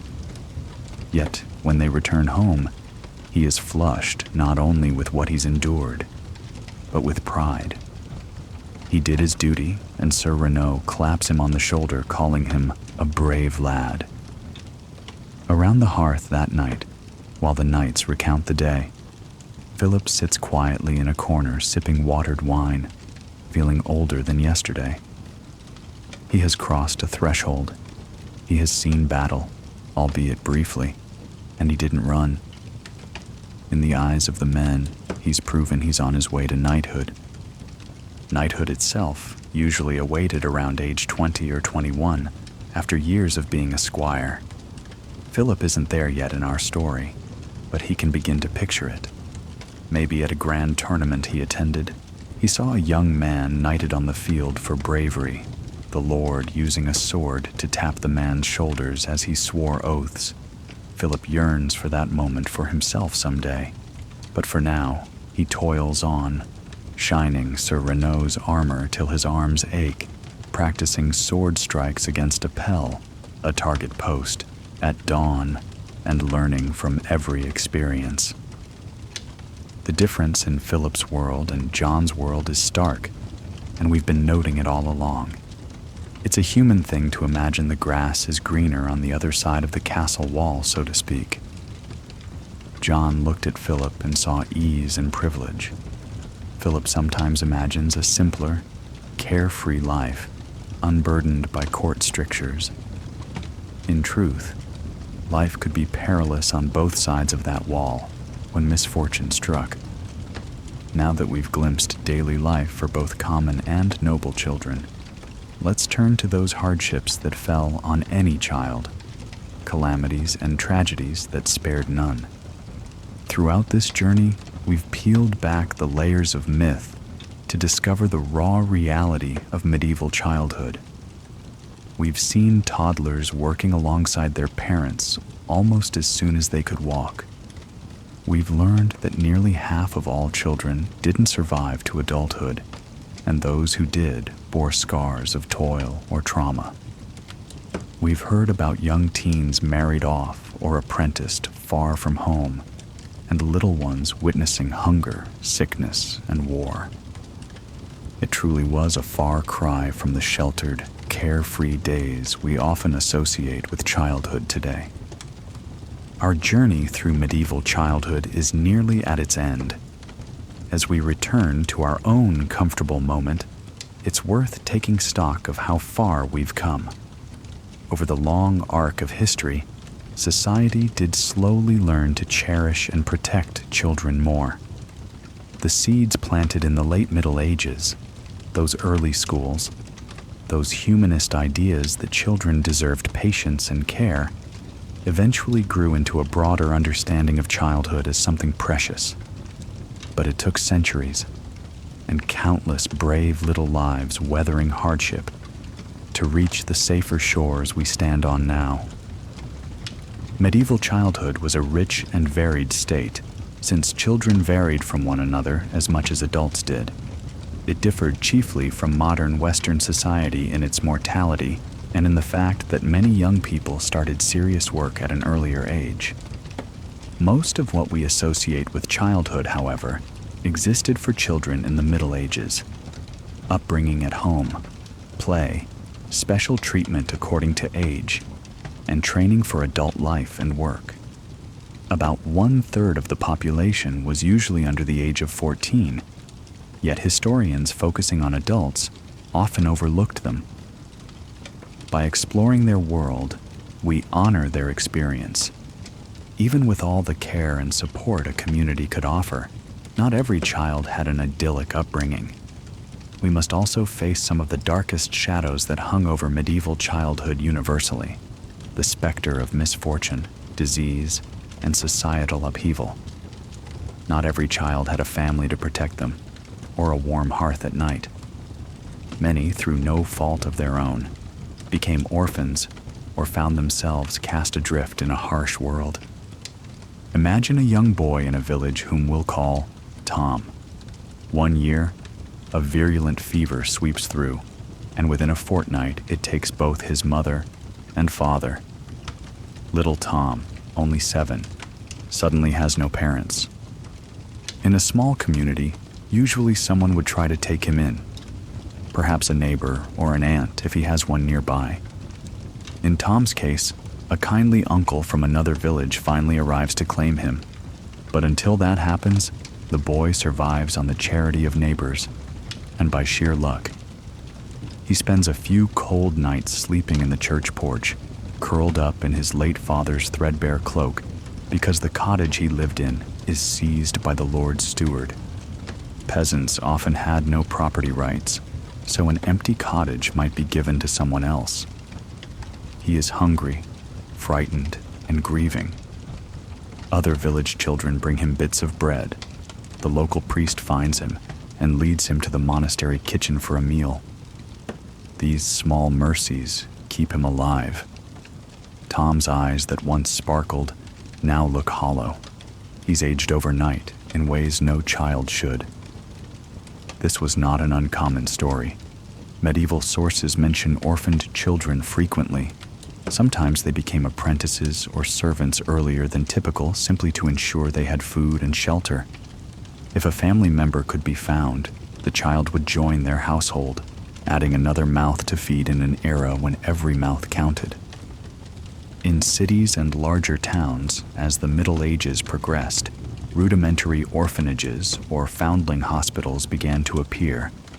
By the late medieval period, places like Florence or London had institutions to care for abandoned children, often infants left anonymously at the door of a church or hospital because their parents couldn't keep them, sometimes due to poverty or the stigma of illegitimacy.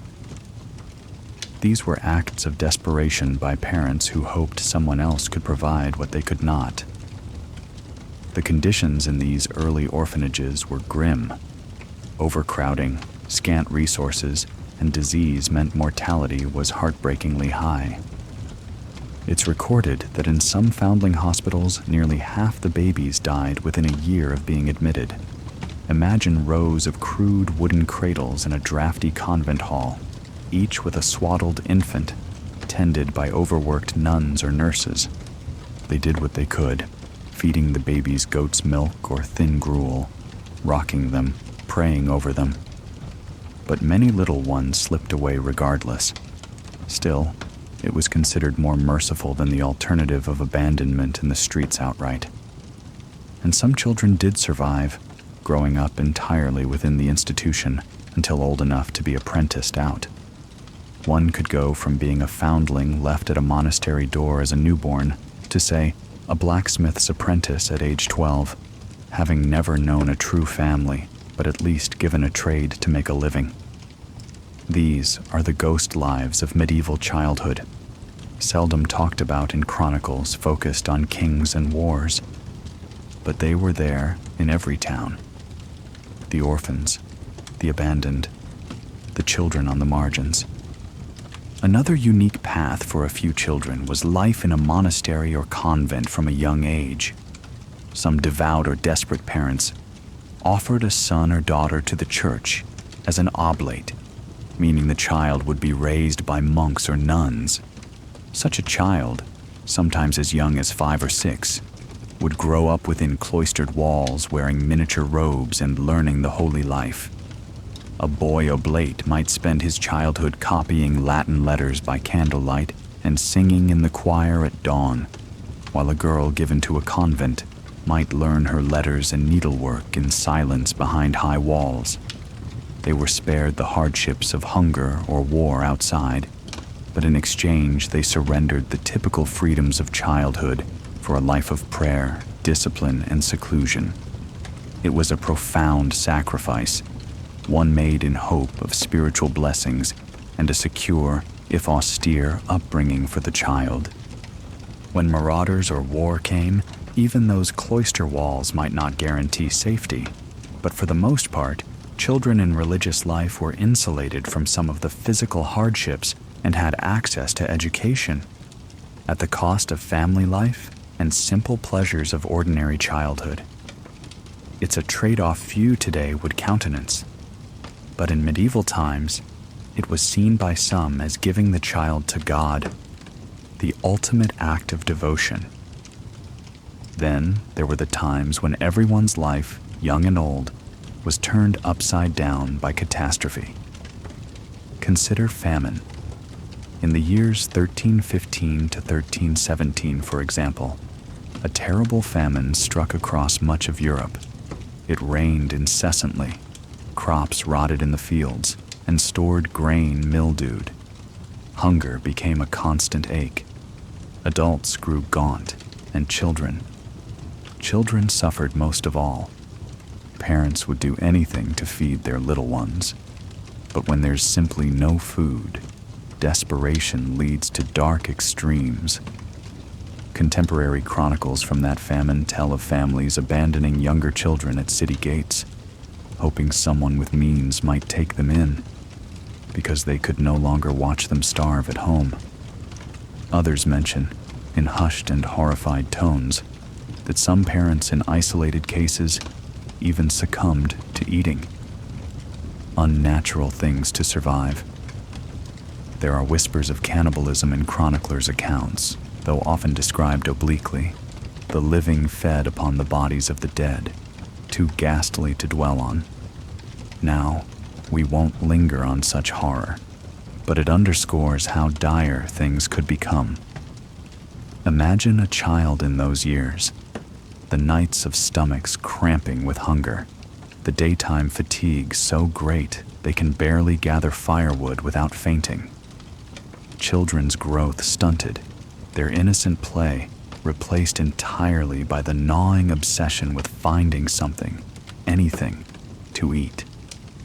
A boy like John in a famine year might be sent out by his mother to dig for roots in the frozen ground or strip bark off trees to boil. Yes, people tried to eat tree bark and even shoe leather in starvation times. A girl like Alice might trudge to a lord's manor begging for just a cup of barley. Many children simply didn't survive such times. Those who did would carry the trauma forever. After the Great Famine, anyone who had lived through it would never forget the feeling of helplessly watching younger siblings or friends waste away. That despairing refrain, "Why can't grown-ups give us food?" with no answer. We can be grateful drifting off to sleep today that we likely will never know famine of that magnitude. War and violence constituted another constant threat to medieval children's safety and well-being. We've seen glimpses, John hearing distant stories of battles, Philip experiencing a skirmish firsthand. But let's imagine a scenario from the point of view of a completely unprotected child. Consider a girl named Marjorie, age 10, living in a border town. One day, war bands sweep through. It could be any conflict, say English and Scots during the border wars, or rival feudal lords' private armies in Germany, or marauding mercenaries for hire, which happened often when unemployed soldiers roamed, plundering villages. Marjorie's town is attacked unexpectedly at dawn. She awakens to the sound of screaming and the glow of flames. Raiders have set fire to some houses. Her father shouts for everyone to run. In the chaos, Marjorie grabs her little brother's hand and they bolt out of their home, only to be confronted by a terrifying sight: armed men on horseback galloping down the street. These soldiers don't care that she's a child. To them, she's just part of the enemy populace or a nuisance underfoot. She and her brother hide behind a pile of firewood as riders thunder past. They hear clashing steel, perhaps the town's few militiamen making a futile stand. Then an older soldier, dismounted and on foot, catches sight of the two kids curled up in fear. What runs through this soldier's mind? Pity, indifference, anger? It could depend on the man. Some accounts exist of soldiers sparing children or helping them, others of no mercy shown. In Marjorie's case, let's grant some grace. The soldier barks at them to get out of the street and waves them off with his sword, more interested in looting. The children flee into the woods outside town. They spend a night or more alone, trembling every time a twig snaps, fearing it's a pursuer, though it's often just an animal. Eventually, when they creep back, hungry and dirty, they find their home burned and, tragically, their parents among the casualties. Orphaned by war, these siblings face either being taken in by distant kin, if any live, or wandering until the church or state finds a place for them, or worse, falling victim to illness or exploitation in the aftermath.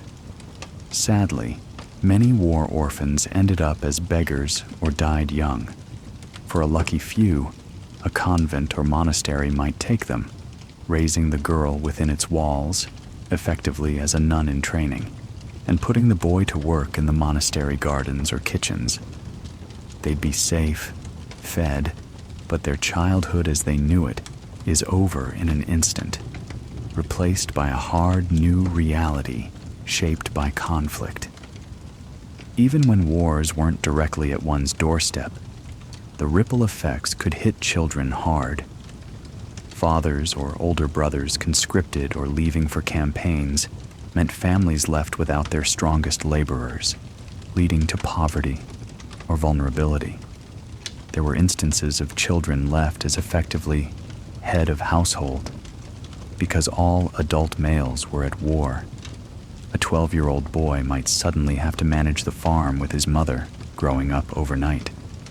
And of course, when soldiers needed supplies, they often requisitioned from villages, taking food, livestock, etc., which meant the local children went without.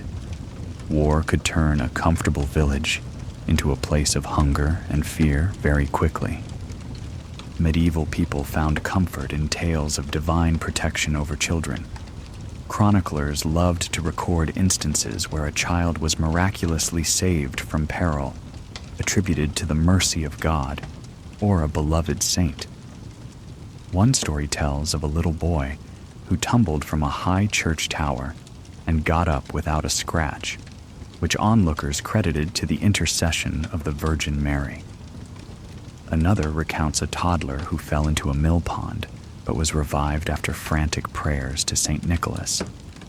These stories, perhaps embellished by hope, gave families faith that even in a dangerous world, a heavenly hand might watch over the young.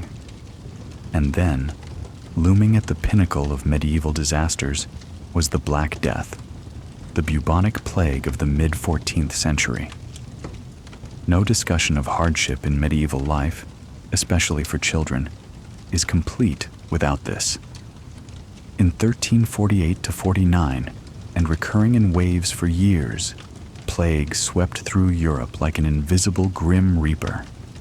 It's estimated to have killed at least 1/3 of the population, and in some places, far more. It struck young and old, rich and poor with terrifying impartiality. Try to picture it through a child's eyes. One day, things are normal. Chores, play, family. Then whispers start that. In the next town over, people are dying in droves. The adults are whispering more, looking afraid. Children notice these things. Soon, plague reaches the child's own town or village. Neighbors and friends fall ill with alarming speed. One day they seem fine. The next they're bedridden with high fever, swollen egg-sized lumps, buboes, on their neck or armpits, and dark blotches on their skin. For a child, it's a nightmare unfolding in real time. Perhaps their playmate down the lane got sick, and within 3 days, that friend is gone. The child's mother, while trying to care for the sick, tells her child to pray and stay away from those houses. Fear of contagion might mean that normal community bonds break down. No more visiting each other, no gatherings, everyone isolated and trembling at every cough. If the child's own family members catch it, the outcome is likely fatal. Imagine a boy like John at age 10 during the Black Death. He might lose half his siblings in a week and then see his mother succumb while he stands by helplessly. The trauma of such loss is beyond words. Some descriptions from the time note children wandered as orphans after plague swept through, or that so many died there weren't enough living to properly bury the dead. Children, with their less developed immunity and inability to fend for themselves, were particularly vulnerable. Many were orphaned, and some plague orphans actually banded together to survive if they could, or were taken in by monasteries. There are accounts of feral children after the plague years, simply because entire villages died, and the few ragged survivors, sometimes youngsters, were found by traveling monks or officials, living off scraps in abandoned homes. If that image sends a shiver down your spine, you're not alone. Even the adults of the era were horrified beyond measure.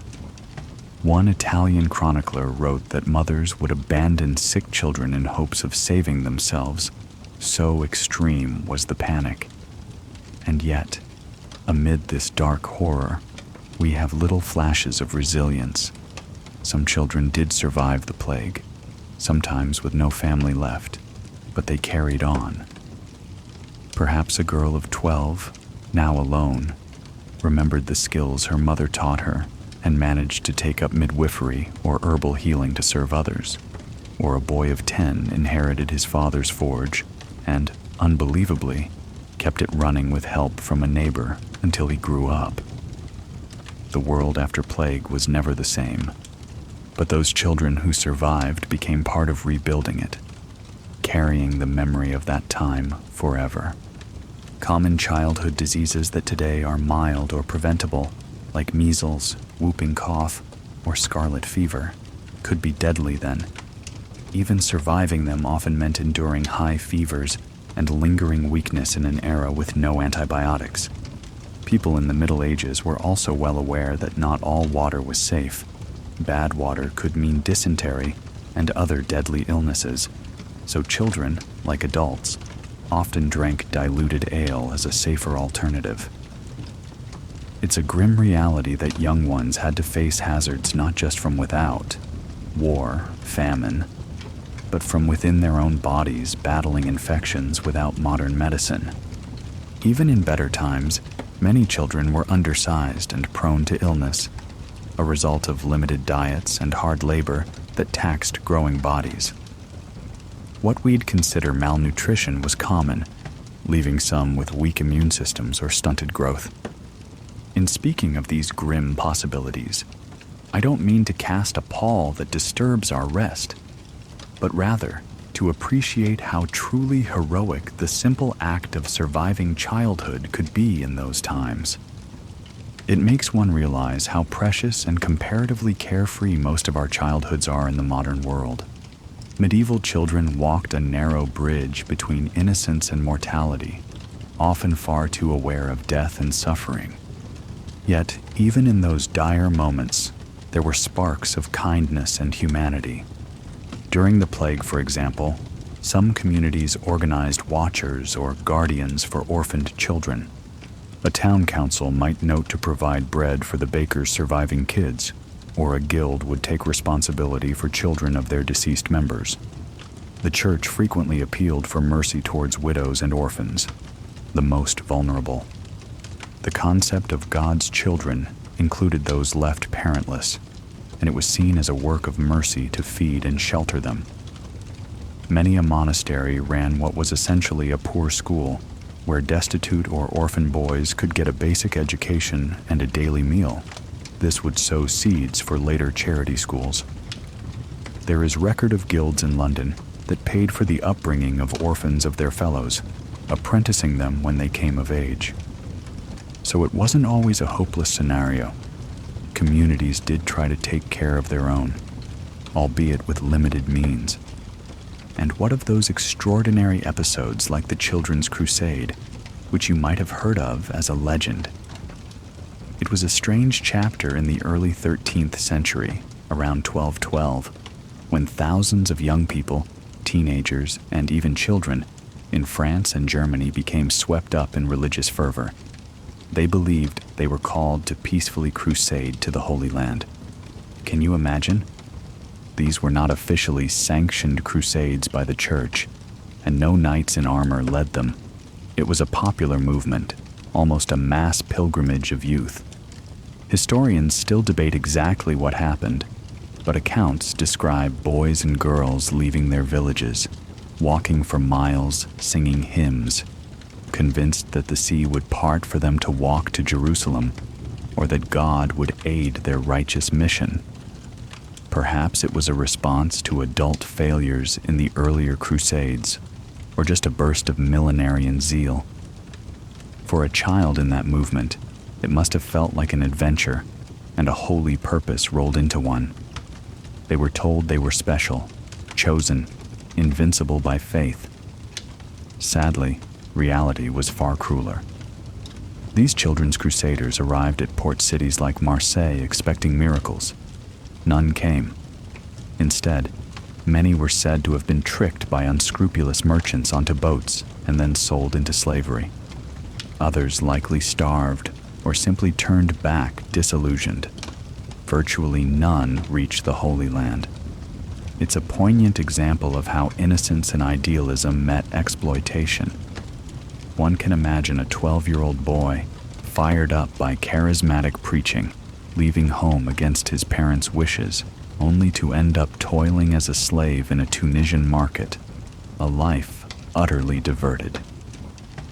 While the exact details are hazy, and some parts may be myth or exaggeration, the Children's Crusade remains emblematic of how the medieval world could inspire incredible faith in the young, yet also how brutally that faith could be shattered by worldly wickedness.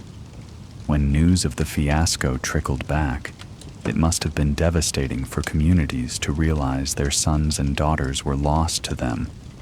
It stands as a stark lesson that the Middle Ages were not a time that insulated the young from the great dramas of society. Children could be actors in, and victims of, movements far beyond their comprehension. Medieval people cherished stories of children miraculously saved by divine help, and not all outcomes were tragic. Chroniclers sometimes wrote that during disasters, certain children survived against all odds, taken as signs of God's mercy. And as time passed, society slowly began to change. By the late Middle Ages and into the Renaissance, attitudes toward childhood started to soften. Humanist scholars began writing about education and the nature of children in more thoughtful ways.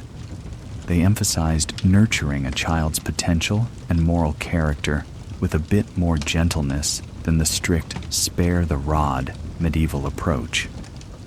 Books on courtesy and parenting began circulating among the literate classes.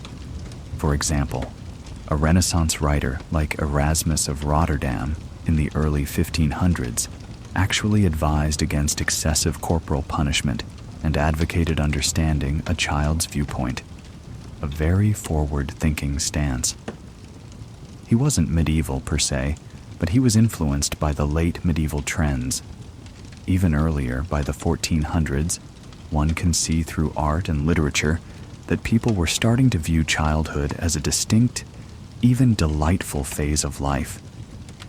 You see more paintings of the Virgin Mary doting on the baby Jesus with genuine motherly affection, and poems or letters where parents openly express how they miss their children or are proud of them. This doesn't mean medieval parents didn't feel that before. They certainly did, as we have mentioned with examples of love and concern. But the expression of it became more culturally acceptable, one might say, in 2380 late medieval times. The concept of childhood slowly shifted from just a preparatory stage for adulthood into something valued in itself, a change that would blossom much later into our modern sentimental view of childhood. But that shift had its roots in the medieval era's end. Laws started appearing to protect children in modest ways. For instance, some cities put regulations on apprenticeship contracts to prevent outright exploitation, or decreed that foundlings should be provided wet nurses at city expense. These were small steps, but steps nonetheless toward recognizing that children needed special care and had particular needs.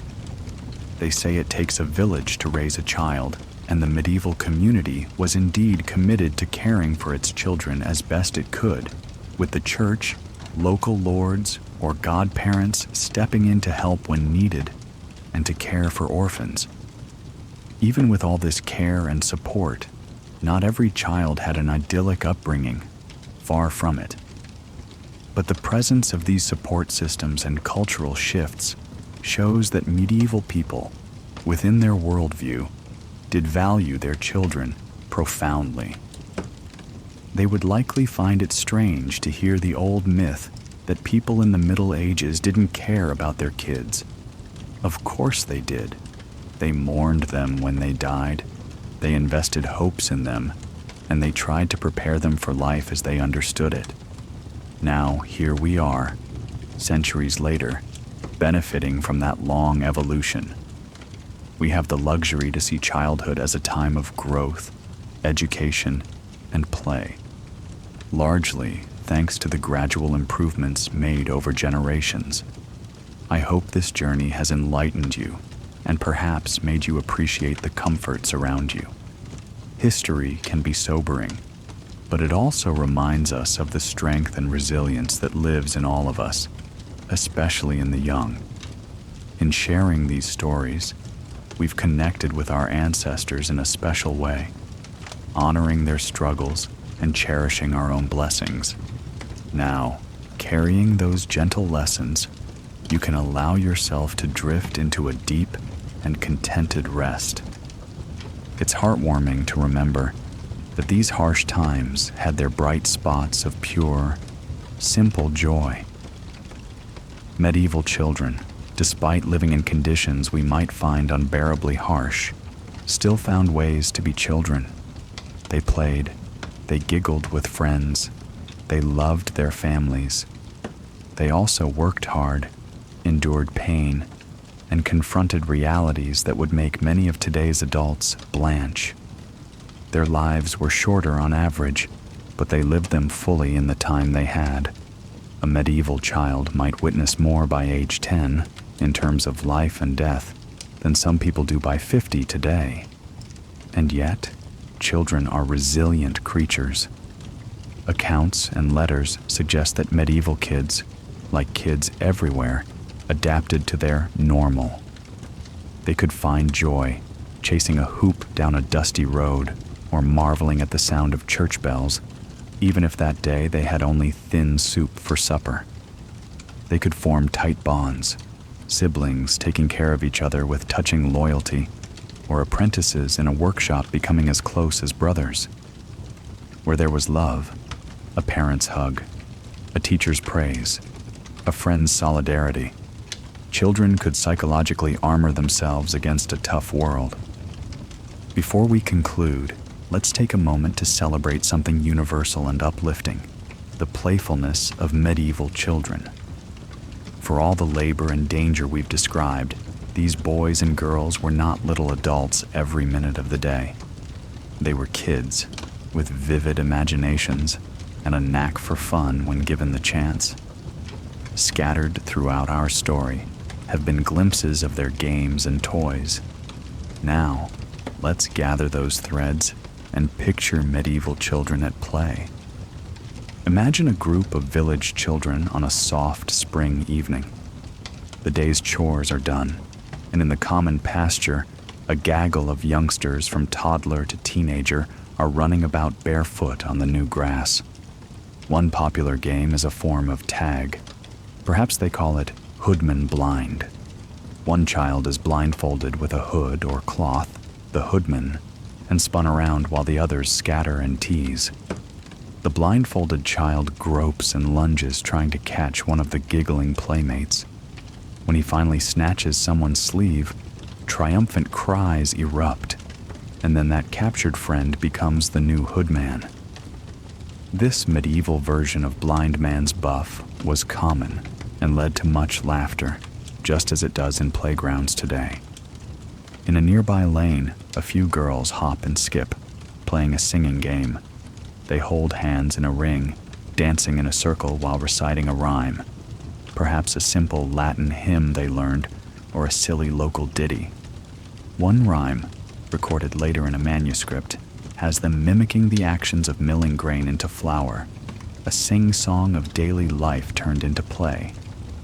We can easily picture their bright faces lit with smiles as they twirl in their homespun dresses, momentarily without a care. Toys, when available, were treasures. Medieval children had dolls, often called poppets, made of whatever materials were on hand: cloth, wood, clay.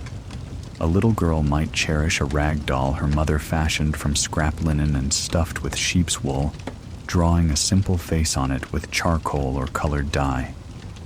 She might wrap it in tiny strips of old fabric as swaddling, mimicking how she saw real babies swaddled, and sing to it like a mother. For boys, a common toy was a miniature knight or soldier figure. These could be carved from wood or cast from lead or pewter. If a boy was lucky, his father might carve him a toy sword and shield so he could engage in pretend combat with his friends. Many a mock battle was waged in courtyards and fields, with sticks for lances and barrel lids for shields. Even noble children, who could afford elaborately painted figurines of knights or tin soldiers, often preferred the simple joy of grabbing a sturdy stick as a sword and chasing each other through castle gardens, playing out imaginary tales of heroism. Even everyday objects could spark play.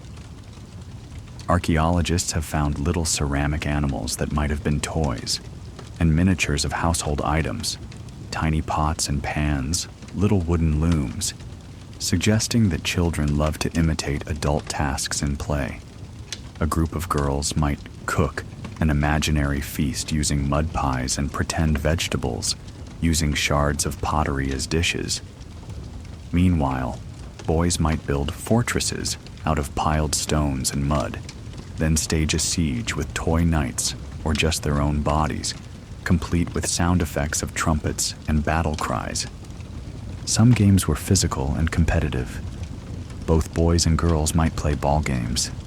Leather balls stuffed with hair or rags served for various forms of catch, or an early form of football, soccer. Medieval football was basically a chaotic scrum through the village with goals far apart, more of a rough-and-tumble brawl than the organized sport we know.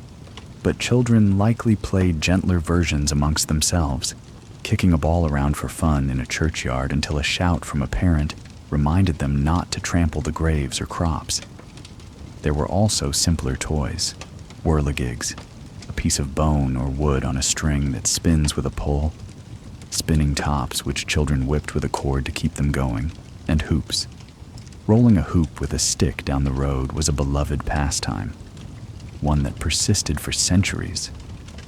You can almost hear the clatter of a wooden hoop and the patter of running feet as a group of kids race their hoops along, each trying not to let theirs topple. For a medieval child, that hoop might have been an old barrel ring or a bent green branch formed into a circle. No store-bought hula hoops needed. They made do and had a blast. Board games and quiet games existed too. Nine Men's Morris, a strategy board game, was popular across classes. Even if a child didn't have a fancy board, they could scratch the grid on a piece of slate or wood and use pebbles and beans as pieces. In fact, in cathedrals like Canterbury, historians have found game boards for Nine Men's Morris carved by children or bored novices into the cloister benches and stone steps, showing that where kids had downtime, games followed. Older children who learned chess or drafts from adults would play each other, the checkered board becoming an arena for rivalry that mirrored adult intellectual contests. And then there were card games and dice, though these tended to be adult amusements, and sometimes vices. Dice were associated with gambling. But you can bet that if Dad left his dice out, some curious youngsters would try tossing them and inventing a game of their own, perhaps betting walnut shells or cherry pits instead of coins. Many games were seasonal. On Midsummer's Eve, when bonfires burned to celebrate the summer solstice, even children would dance around the flames and dare each other to jump over tiny embers for luck, under watchful eyes of elders. On May Day, children might gather wildflowers to make garlands, competing to see who can weave the prettiest chain of blossoms, a celebration of spring's arrival that doubles as play. During harvest time in autumn, when the adults took meals out in the fields, kids would chase each other through the stacks of hay or play hide and seek behind sheaves under the warm sun and golden stubble. In winter, when ponds froze, children gleefully slid on the ice. Illuminations show kids using bones as ice skates, literally tying animal shin bones to their boots to glide on frozen lakes. There's even mention of boys engaging in mock jousts on ice, sitting on flat bones like sleds and pushing at each other. A chilly but hilarious pastime. Even the tradition of giving gifts to children has medieval roots. On St. Nicholas's Day, December 6th, for example, some medieval parents or clergy would secretly place small presents. Perhaps a bit of sweet bread, a toy knight, or a few nuts for children to find in the morning, honoring the generous spirit of St. Nicholas. It was a delightful surprise that lit up many cold winter mornings, an early glimmer of the gift-giving customs we cherish in holidays today. Many games and festivities let children participate in community traditions. One charming tradition that mixed play with community ritual was the boy bishop custom mentioned earlier. On St. Nicholas Day, some churches allowed a choir boy to be elected as a mock bishop who, for a day, would wear a mitre and lead certain portions of the church service or parade, while the real clergy took a step back. This was both a playful inversion of roles and a treat for the children. Imagine the pride and glee of the chosen boy, perhaps 10 or 12 years old, processing down the aisle in oversized bishop's robes while his friends carry the train and swing incense. They struggle to keep straight faces at the absurdity of their solemn pretend importance. The adults smile indulgently. It's all in good fun and a way to honor the innocence of youth.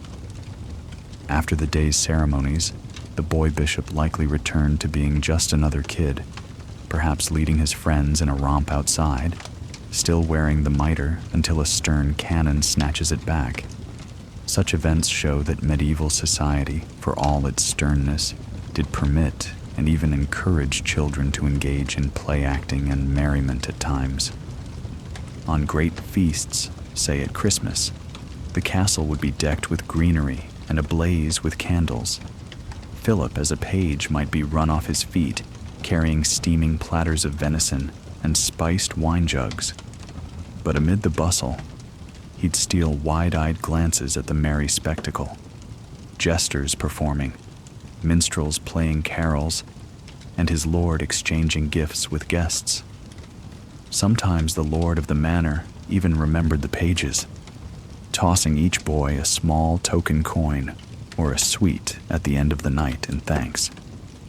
Those moments felt magical, making the young trainees feel seen and appreciated in the glow of holiday cheer. In every environment, children carved out play from whatever was available. A pile of construction sand at a cathedral building site became an impromptu sandbox for little ones while parents worked. The forest on the edge of town doubled as an enchanted realm for adventurous kids playing make-believe. They climbed trees, played King of the Hill on dirt mounds, caught frogs by streams, and collected pretty stones.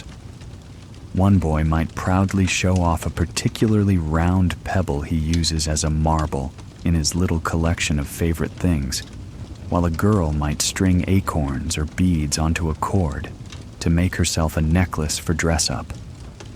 The sounds of medieval childhood, often lost in discussions of labor and mortality, surely included the carefree noise of play. Children's laughter echoing in a castle courtyard at dusk, or the sing-song rhymes of girls jumping rope.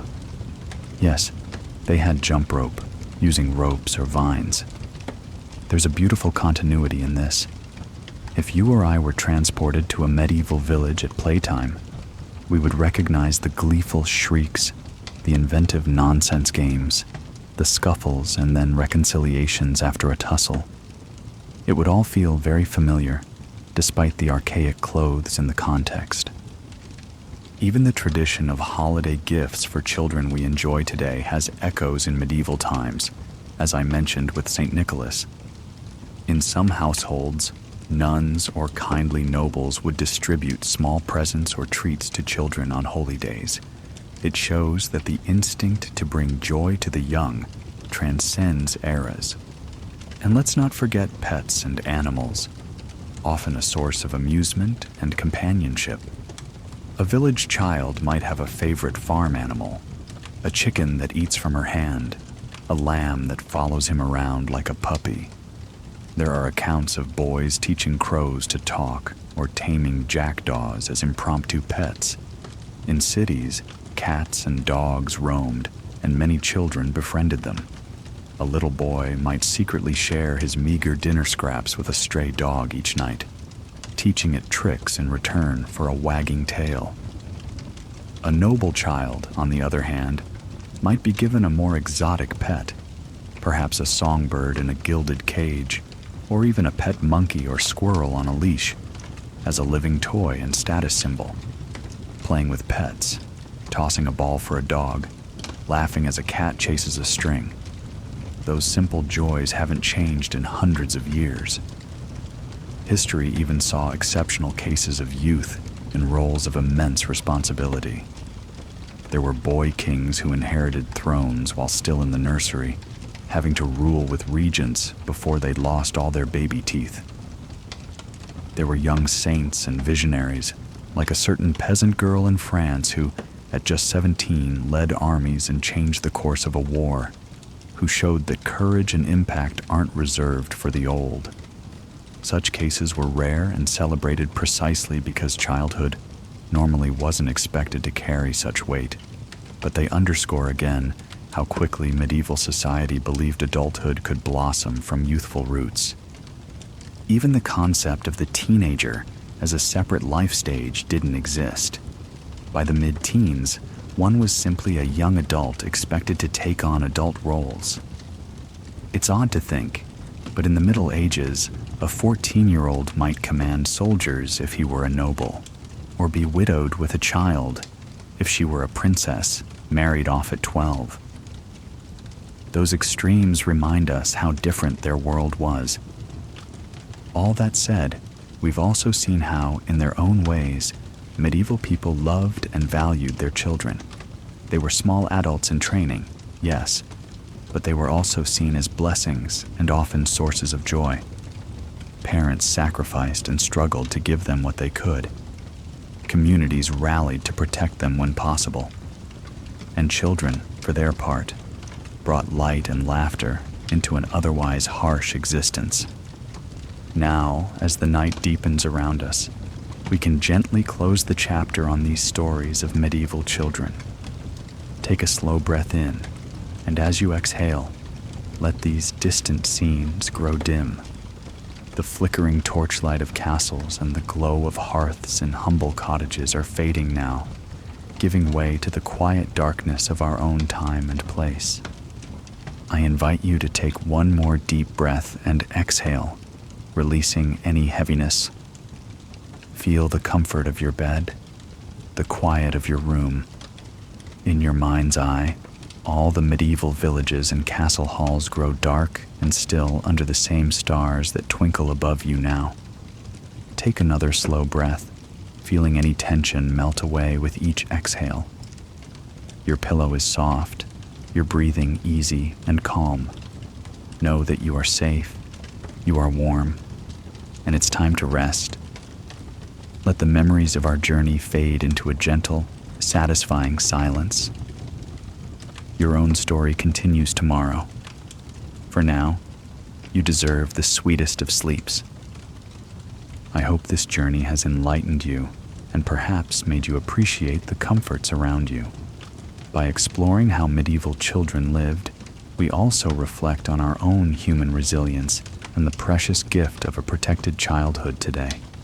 We carry the lessons of their world, resilience, community, faith, into our own lives, quietly grateful that we can give our children and our inner child an easier path.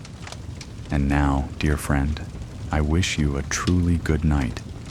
May your sleep be as gentle and safe as a cherished child in loving arms. Sleep well, and until our next adventure. Thank you for listening, everyone. Take care. Good night and pleasant dreams.